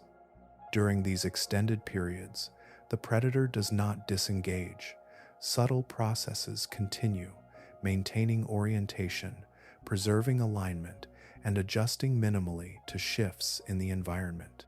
These adjustments are small, contained within the broader stillness, ensuring that readiness is sustained without introducing unnecessary movement. The predator remains connected to its surroundings, even as it appears inactive. The perception of time within this state differs from more active environments. Without frequent events to mark progression, intervals become fluid, defined more by internal balance than by external change. The predator does not measure time in discrete segments. It exists within a continuous state that extends until the next opportunity emerges. When that opportunity arrives, it is met with the same precision shaped by earlier patterns. The predator acts within a narrow window, completing the interaction efficiently, then returning once more to a state of waiting. The cycle does not accelerate.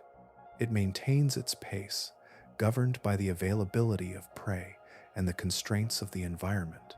Over time, this pattern becomes a defining feature of survival.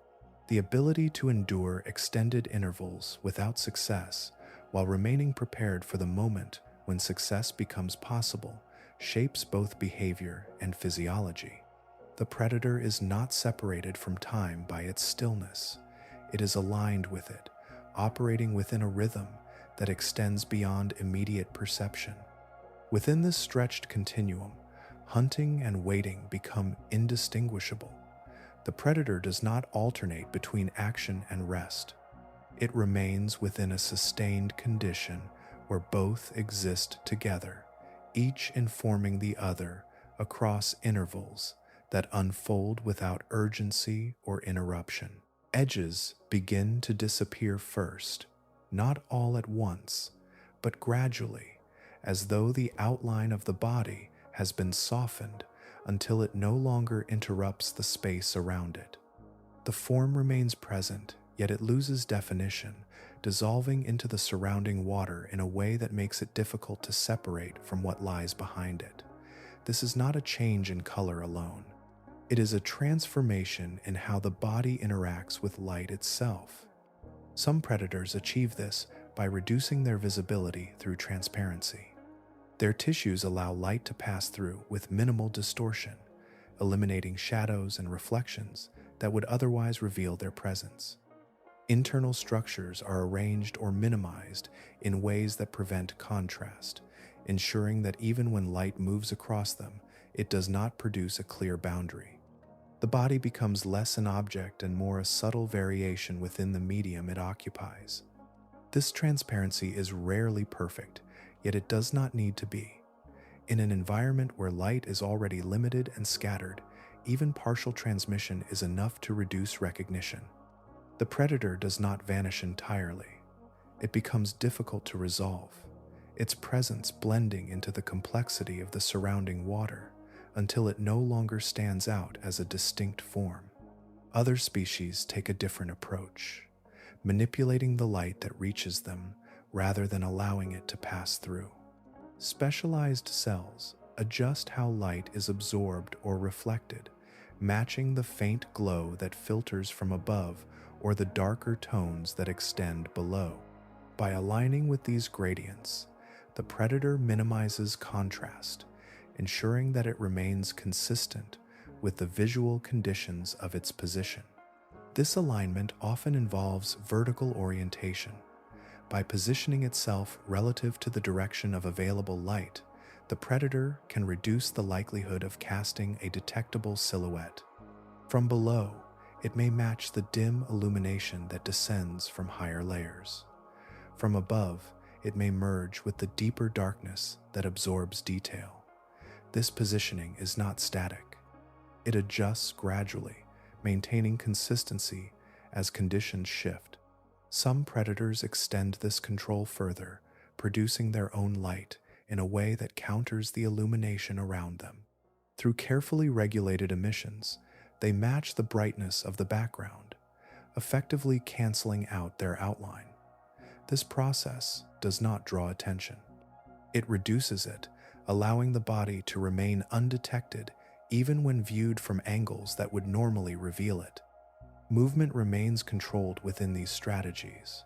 Sudden changes would disrupt the balance, creating variations that break the illusion.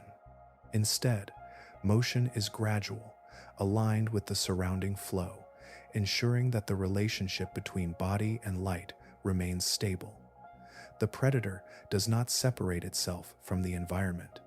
It maintains a continuous integration with it. Prey moving through this space relies on limited cues to interpret what surrounds it. Without strong contrast or distinct boundaries, there is little to indicate the presence of a threat. The predator does not need to hide behind objects or adopt external patterns. It reduces the information available to those that might detect it, allowing proximity to develop without interruption. As the distance narrows, the effectiveness of this approach becomes clear. The prey continues its movement, unaltered, its path intersecting with a presence it cannot resolve. The predator maintains its alignment until the moment when action becomes efficient, preserving the conditions that have allowed the approach to succeed. This form of camouflage extends beyond surface appearance. It involves a continuous adjustment of how the body exists within light, reducing visibility not by changing what it looks like, but by altering how it is perceived. The predator becomes part of the background, not by matching a specific color or shape, but by minimizing the signals that would distinguish it from everything else. Within this quiet transformation, the boundary between organism and environment becomes less defined. The predator remains present, yet it occupies a state where recognition is delayed or prevented, allowing it to operate within a space where visibility itself has been carefully reduced. A faint tremor passes through the water, too small to register as movement in any visible sense, yet it carries structure, direction, and origin within it. This subtle disturbance spreads outward, expanding into the surrounding space until it fades into the background. For certain predators, this is not a fleeting event. It is information, a signal that defines presence without the need for light.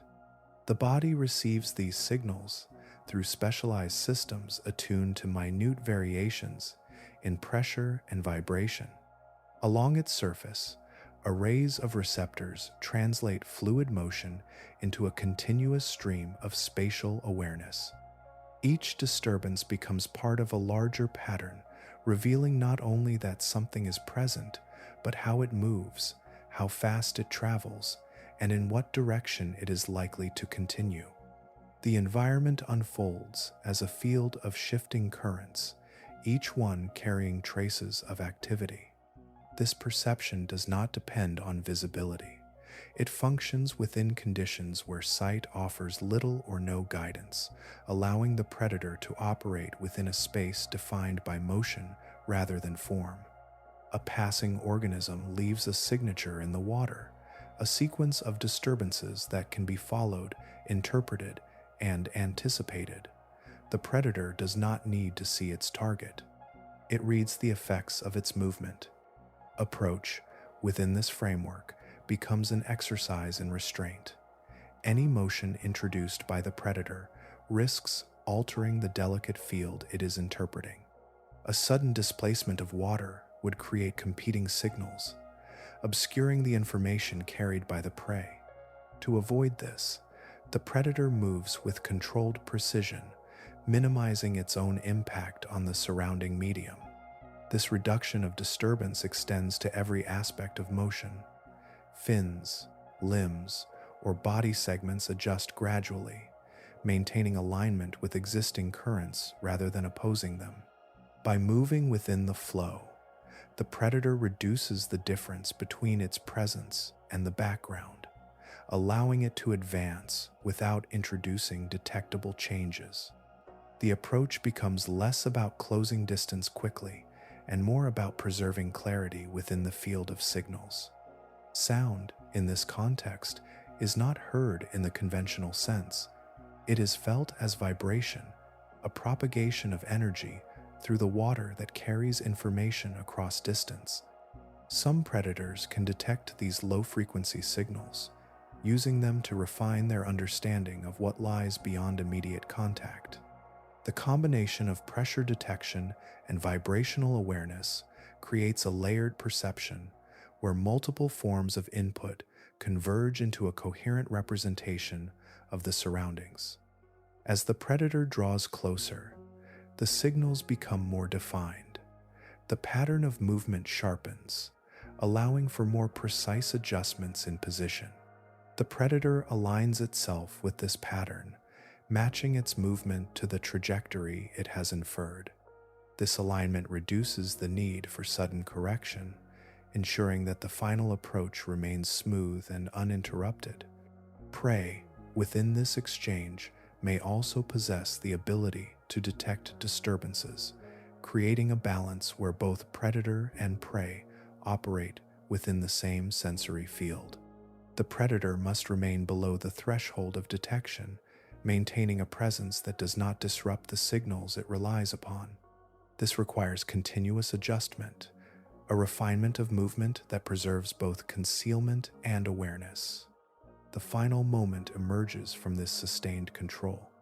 The predator acts based on the convergence of signals, committing when the pattern indicates proximity and alignment. The movement is brief, shaped by the information gathered through the approach, and completed before the surrounding field can be significantly altered. Within this system, hunting becomes an interaction with the medium itself. The predator does not rely on what can be seen. It interprets what can be felt, navigating through a space where motion leaves traces and where those traces can be followed with precision. There are moments when a potential encounter passes within reach, close enough to act, yet nothing happens. No movement, no shift in posture, only a continued stillness that allows the opportunity to drift away. This absence of action is not a failure or a missed chance. It is a deliberate part of survival, shaped by conditions where not every opportunity is worth the cost of pursuing it. Within this environment, engagement carries risk beyond the immediate outcome. Attempting to capture prey requires energy, introduces disturbance, and may expose the predator to detection by others moving through the same space. Even a successful attempt can carry consequences if it disrupts positioning or consumes resources that cannot be quickly replaced. As a result, predators develop the capacity to evaluate not only when to act, but when to remain inactive. This restraint is guided by subtle cues. The size of the potential prey, its movement pattern, the surrounding conditions, all contribute to a decision that unfolds without visible deliberation. If the alignment is not favorable, if the distance is slightly too great, or if the energy required exceeds the expected return, the predator does not proceed. It maintains its state, allowing the moment to pass without interruption. Avoidance extends beyond individual encounters. Some predators adjust their position to reduce the likelihood of unnecessary interaction, selecting zones where the probability of conflict remains low while still allowing access to suitable prey. These zones may shift over time, influenced by changes in movement patterns or environmental conditions, and the predator adapts accordingly, maintaining a balance between opportunity and safety. This approach reflects an understanding embedded in behavior, where survival depends as much on what is not done as on what is. By limiting engagement to moments that offer clear advantage, the predator reduces the cumulative cost of failed or marginal attempts. Energy is preserved, disturbances are minimized, and the overall efficiency of the hunt is increased. Movement itself becomes selective. The predator does not respond to every signal or approach every potential target. It filters these inputs, allowing only those that meet specific conditions to trigger action. This filtering process reduces unnecessary motion, maintaining a state where readiness is preserved without constant expenditure. In some cases, avoidance also prevents escalation. Larger predators or competitors may pass through the same space, and engaging at the wrong moment could lead to outcomes that extend beyond the initial interaction. By remaining still or adjusting position subtly, the predator avoids drawing attention, allowing these encounters to pass without consequence. This restraint does not eliminate activity, it refines it. The predator remains capable of rapid and precise action when conditions align, but it does not act out of urgency or impulse. Each movement is measured against its potential return, ensuring that energy is directed only where it will have meaningful effect. Over time, this pattern shapes both behavior and physiology. Systems that support low energy expenditure become more pronounced, allowing the predator to sustain extended periods of minimal activity without loss of function. The capacity to endure without frequent feeding reinforces the ability to wait, reducing the pressure to act under suboptimal conditions. Within this framework, survival emerges from balance. The predator does not seek to maximize the number of interactions. It seeks to optimize them, selecting moments that justify the cost of engagement while allowing all others to pass. This quiet form of control ensures that energy remains available for when it is most needed, aligning action with opportunity in a way that supports long-term persistence. Near the surface, motion defines the hunt, a constant exchange of pursuit and escape where encounters occur frequently enough to support repeated attempts. Predators move through environments shaped by abundance, where prey appears in clusters and opportunities arise in quick succession. Under these conditions, speed becomes an advantage, allowing hunters to intercept, chase, and correct their movements across multiple interactions within short intervals. Far below, the structure of this exchange changes. Encounters no longer follow a rapid sequence, and the space between them expands into longer intervals that cannot be filled with continuous effort. The contrast between these environments does not lie only in depth, but in how energy and opportunity are distributed. Where the surface offers repetition, the deep requires selectivity. Surface predators operate within systems that tolerate error. A failed attempt can be followed by another, and another after that, each one contributing to an overall pattern where success accumulates over time. Movement remains active, even when unsuccessful, because the next opportunity is likely to appear soon. This encourages strategies built around speed, acceleration, and persistence, where the ability to recover quickly from failure is as important as the ability to succeed. In deeper regions, this margin does not exist in the same way. Each attempt carries a weight that extends beyond the moment of action.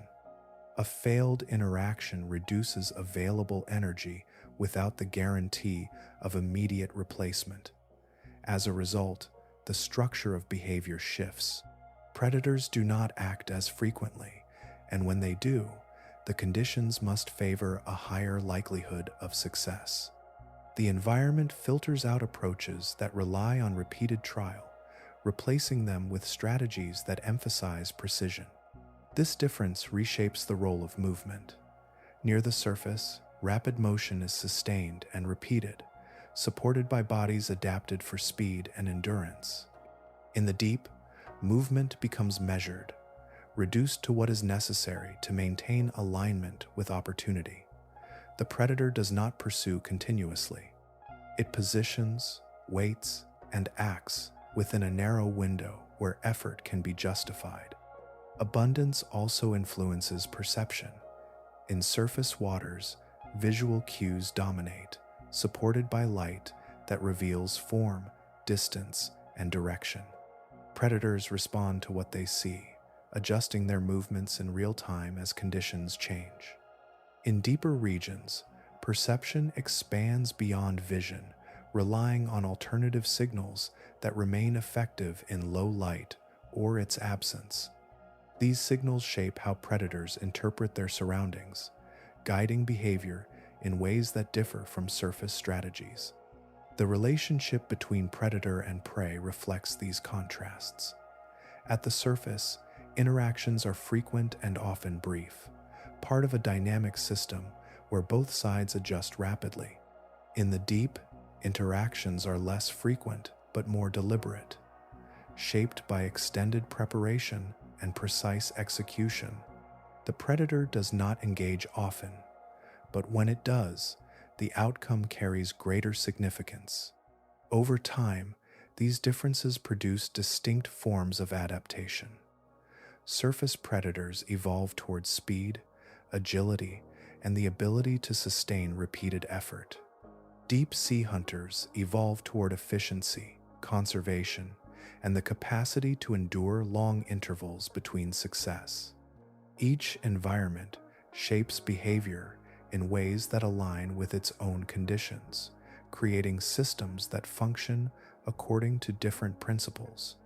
Within this contrast, the nature of the hunt itself changes. It is not defined solely by the act of capturing prey, but by how often that act can occur, how much it costs, and how it fits within the broader rhythm of the environment. The deep does not eliminate the need for success. It refines the path toward it, narrowing the margin for action and extending the time in which that action must be prepared. Across long stretches of time, change does not arrive as a sudden shift, but as a quiet accumulation of small adjustments, each one carried forward only if it aligns with the demands of the environment. In the deep ocean, where conditions remain stable yet unforgiving, these adjustments settle into patterns that favor consistency over variation. What emerges is not a wide range of possibilities, but a narrowing, a gradual movement toward forms and behaviors that operate with minimal waste. This process unfolds over millions of years, guided by the steady pressure of limited resources and infrequent opportunity. Predators that expend too much energy without return fade from the system, while those that conserve, align, and act with precision persist. The result is a form of refinement that shapes both structure and behavior, reducing excess and emphasizing what contributes directly to survival. Specialization becomes a defining feature of this refinement. Rather than adapting to a broad set of conditions, organisms evolve toward narrow roles that match specific aspects of their environment. A predator may become highly effective within a particular depth range, a certain type of prey, or a distinct pattern of movement. Outside of these conditions, its effectiveness may diminish, but within them, it operates with a level of efficiency that generalist strategies cannot achieve. This narrowing does not limit the organism in the way it might seem. It aligns the predator with a consistent set of circumstances, reducing uncertainty and allowing behavior to become finely tuned. Each action is shaped by a long history of outcomes, embedded within the organism's structure in ways that require no conscious adjustment. The predator does not need to evaluate every possibility. It operates within a framework that has already been tested across countless generations. Energy use reflects this optimization. Systems that consume more than they return are gradually replaced by those that maintain balance. Movement becomes economical, responses become selective, and the threshold for action aligns with conditions that favor success. This balance extends beyond individual interactions, shaping how the organism persists across time. Physiological traits follow the same pattern. Structures that support unnecessary functions are reduced or lost, while those that contribute directly to survival are maintained or enhanced. This streamlining results in bodies that appear simple in some respects, yet carry a high degree of functional precision. Each feature serves a purpose that has been reinforced through repeated success. The environment reinforces this specialization by remaining relatively consistent. Unlike surface regions where conditions shift more rapidly, the deep ocean provides a stable backdrop against which these adaptations can persist. This stability allows for the continuation of highly specialized forms, as the conditions they depend on do not change frequently enough to require constant readjustment. Over time, the accumulation of these changes produces a system where efficiency is not an added advantage, but a requirement. Predators that remain within this system are those that have aligned themselves closely with its constraints, reducing variability in their behavior and focusing on what yields consistent results. Within this framework, survival is not achieved through expansion or diversification, but through refinement. The predator does not seek to operate across many conditions. It operates exceptionally well within the one it occupies, its behavior and structure shaped by a continuous process of optimization. This gradual shaping does not end. It continues with each generation, each interaction, each adjustment that proves effective. The result is a form of life that carries within it the imprint of its environment, not as a separate influence, but as an integral part of how it exists and persists over time.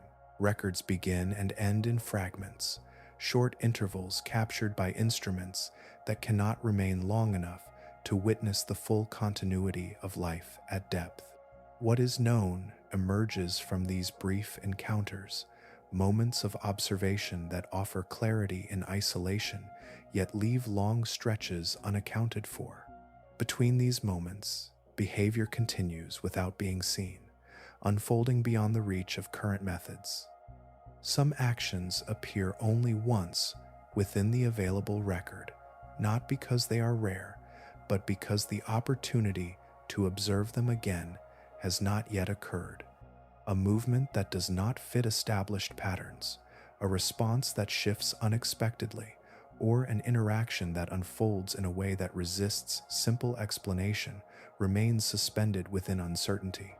Without repetition, these events cannot be easily interpreted, leaving open the question of whether they represent variation, adaptation, or something not yet understood. The limitations of observation shape what can be known. Equipment must withstand pressure, operate within constrained energy budgets, and navigate environments where direct access is difficult. Cameras capture narrow fields of view, sensors record specific types of data, and each deployment is limited in duration. The result is a collection of partial perspectives, each one accurate within its frame, yet incomplete when considered as a whole. Behavior that depends on long intervals presents a particular challenge. Predators that act infrequently may not be observed during the moment of action, leaving only their stillness recorded. Without witnessing the full sequence, interpretation remains uncertain. What appears inactive may conceal processes that unfold beyond the time captured, creating a gap between what is seen and what actually occurs. Some patterns resist categorization even when observed. A predator may alter its behavior in ways that do not align with existing models, shifting between strategies without a clear trigger. These changes may reflect responses to subtle environmental cues that are not currently measured, or they may represent internal processes that remain beyond detection. Without a complete understanding of the variables involved, such behavior remains open to multiple interpretations. Interactions between organisms introduce additional complexity. When two or more species engage, the outcome depends on a combination of factors that may not be fully visible. A response from one organism may influence another in ways that are not immediately apparent, creating chains of interaction that extend beyond the observed moment. These connections, while present, are often only partially recorded, leaving gaps in understanding how they unfold over time. Even the distribution of species introduces uncertainty. Some organisms are encountered rarely, not because they are absent, but because their patterns of movement and behavior reduce the likelihood of detection. Their presence is inferred from occasional sightings, yet their role within the broader system remains unclear. Without consistent observation, their interactions with other species and their influence on the environment cannot be fully resolved. Advances in technology continue to extend the range of observation, allowing for longer deployments and more detailed data collection. Yet each improvement reveals new layers of complexity, expanding what is known while also increasing awareness of what remains uncertain. The more that is observed, the more it becomes clear that many processes operate beyond the limits of current understanding. Within this expanding field of knowledge, certainty remains selective. Some behaviors are well described, supported by repeated observation and consistent patterns.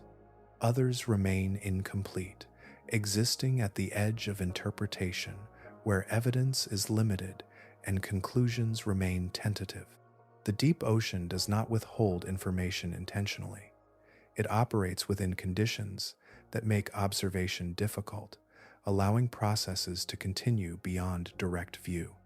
What is known is shaped by what can be seen, and what remains unknown persists within the intervals that have yet to be fully explored. Patterns take shape without announcing themselves, small adjustments repeating across encounters until they begin to resemble intention, even though no single moment reveals a deliberate plan. A predator aligns its movement with subtle changes in its surroundings, pauses at intervals that match unseen rhythms, and acts with timing that appears measured. The sequence holds together with consistency, yet it emerges from processes that do not require reflection or conscious decision. Within these behaviors, complexity arises from the interaction of simple rules. Neural circuits respond to specific inputs, linking sensation to action through pathways refined over long periods of selection. Each response is shaped by prior success, embedded into the structure of the organism so that it unfolds automatically when conditions align. There is no need to evaluate alternatives in the way a reflective mind might. The system operates by matching patterns, translating input into response with minimal delay. This does not reduce the effectiveness of the behavior. In many cases, it enhances it. By removing the need for continuous evaluation, the predator conserves energy and avoids hesitation.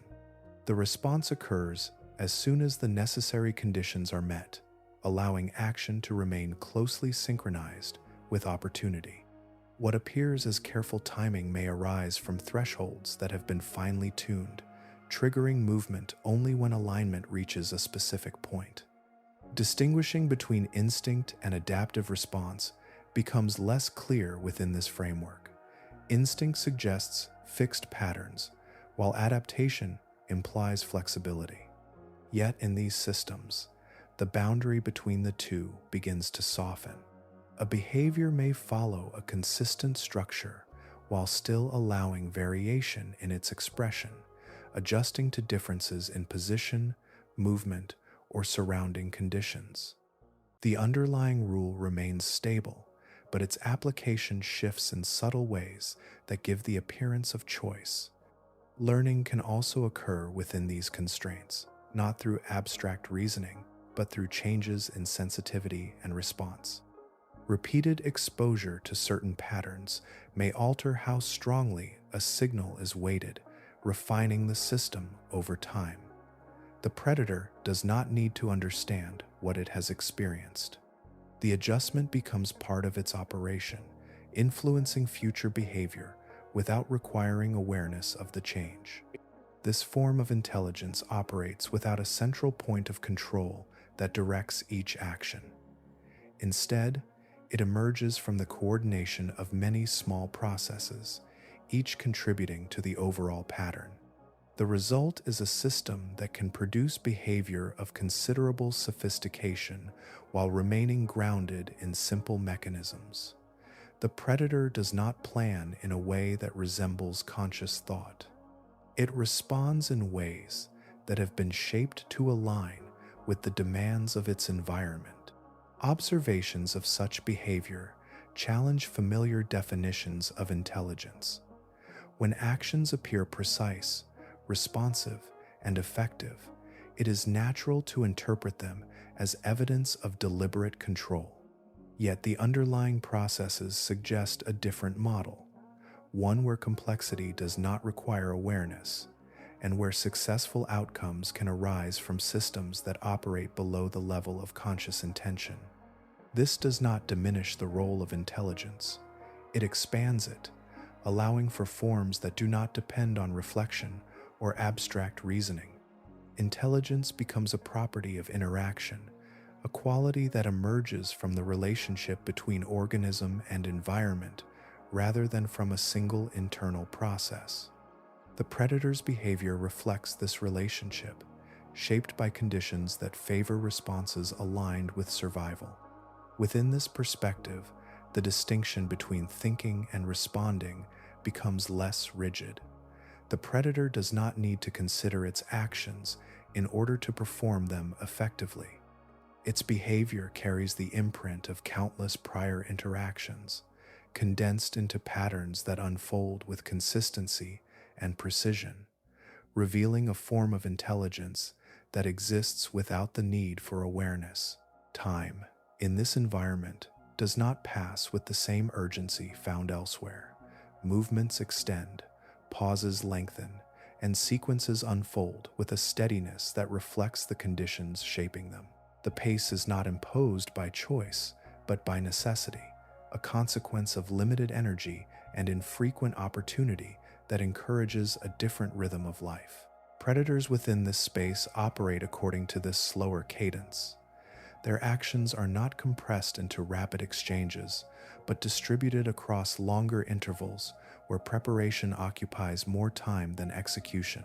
A single movement may be preceded by extended stillness, not as inactivity, but as a phase where alignment develops gradually, shaped by subtle changes in the surroundings. This reduction in urgency alters how decisions appear. Responses are not immediate in the sense of quick reaction, yet they remain precise. The predator does not rush to meet every signal. It allows patterns to develop, ensuring that the conditions surrounding an action are stable enough to support it. This patience reduces unnecessary motion, preserving energy for moments where it will have meaningful effect. Measured actions define the structure of behavior. Each movement is scaled to the requirement of the moment, avoiding excess while maintaining control. Acceleration, when it occurs, is brief and directed, followed by a return to stillness that restores balance within the system. The predator does not sustain high levels of activity. It transitions between states, conserving resources during extended intervals and releasing them in concentrated bursts. This pacing influences perception as well. Changes in the environment are interpreted over longer spans, allowing for the detection of patterns that might be overlooked in faster systems. A gradual shift in movement, a consistent direction within a current, or a recurring signal becomes more apparent when time is allowed to stretch. The predator aligns with these patterns, integrating them into its approach without the need for rapid adjustment. Prey, existing within the same conditions, follows a similar rhythm. Movement is often deliberate, shaped by the same constraints that limit energy expenditure. This shared pacing creates an interaction where both predator and prey operate within a slowed framework, each adjusting to the other over extended intervals. The encounter becomes less about immediate reaction and more about sustained alignment. Within this slower world, Mistakes carry weight, yet the structure of behavior reduces their likelihood. By extending the time between actions, the predator increases the opportunity to refine its position and timing. This does not eliminate risk, but it distributes it across a longer preparation phase, allowing for adjustments that would not be possible within a faster system. The environment reinforces this pattern through its stability. Conditions change, but often at a pace that allows organisms to adapt without abrupt transitions. This steadiness supports behaviors that rely on consistency, where measured actions can remain effective over time without constant revision. Over generations, this rhythm becomes embedded within both structure and function. Systems that support prolonged stillness, controlled movement, and efficient energy use are maintained, while those that require continuous activity diminish. The result is a form of life attuned to a pace that reflects its surroundings, where survival is achieved through alignment with a slower passage of time. Within this framework, the absence of urgency does not imply a lack of responsiveness. It reflects a different balance, where action is reserved for moments that have been carefully prepared. The predator does not need to move quickly to succeed. It needs to move with precision, within a rhythm that allows each action to occur under conditions that favor its completion. Descent reaches a point where movement no longer feels like progression, but like settling into a depth that has its own steady rhythm. A place where activity does not announce itself, and where presence is defined by what remains unspoken. The water holds its structure without urgency, and within it, life continues in patterns that do not require constant motion to persist. Predators here do not define themselves through pursuit. Their presence is established through alignment, through a quiet positioning that allows them to exist within the flow of their surroundings without disruption. They remain within spaces where opportunity passes close enough to be taken, yet not so frequently that action becomes constant. Each movement is held back until it is needed, shaped by conditions that favor restraint over repetition. This restraint forms the foundation of a system built on timing. The predator does not seek to create opportunity through force. It allows opportunity to emerge, guided by patterns that unfold over extended intervals. Subtle shifts in position, minor adjustments in orientation, these become the means by which alignment is maintained. The predator becomes part of the environment it occupies, reducing the difference between itself and what surrounds it. Silence defines this interaction. Not the absence of sound alone, but the absence of unnecessary disturbance. Movements are controlled to preserve the stability of the surrounding space, ensuring that signals remain clear and that presence does not become detectable. The predator does not introduce itself into the environment. It integrates with it, maintaining a state where it can observe without altering what it observes. Within this quiet, the act of hunting becomes less visible, yet more precise. Preparation extends across long intervals, gathering information, refining position, and maintaining readiness without expenditure. When action occurs, it is brief, shaped by the conditions that have been carefully aligned. The moment does not last, but it carries the weight of everything that preceded it. This pattern repeats across the system, forming a network of interactions that operate without constant motion. Predators and prey exist within overlapping spaces, each responding to the same constraints, each adapting to the same scarcity of opportunity. The result is a balance where activity is distributed over time rather than concentrated into continuous effort. The deep ocean holds this balance without revealing it easily. What can be observed offers only fragments, brief glimpses into processes that continue beyond direct view. Yet within these fragments, a consistent pattern emerges, one defined by patience, by measured action, and by the ability to remain still until movement becomes necessary. In this environment, survival is not achieved through dominance or speed, but through precision. The predator does not need to move often. It needs to move correctly, within a system that rewards alignment and conserves energy across extended periods. Each action is placed carefully within the broader rhythm, ensuring that it contributes to persistence rather than depletion. As depth extends beyond what can be followed, this rhythm continues, unchanged by observation. The hunters remain within it, present yet difficult to detect, their behavior shaped by conditions that favor silence over display. They do not rush, and they do not seek constant engagement. They wait, maintaining their position within a system that supports those who act only when the moment aligns. Within that stillness, activity persists, subtle and continuous, unfolding without announcement.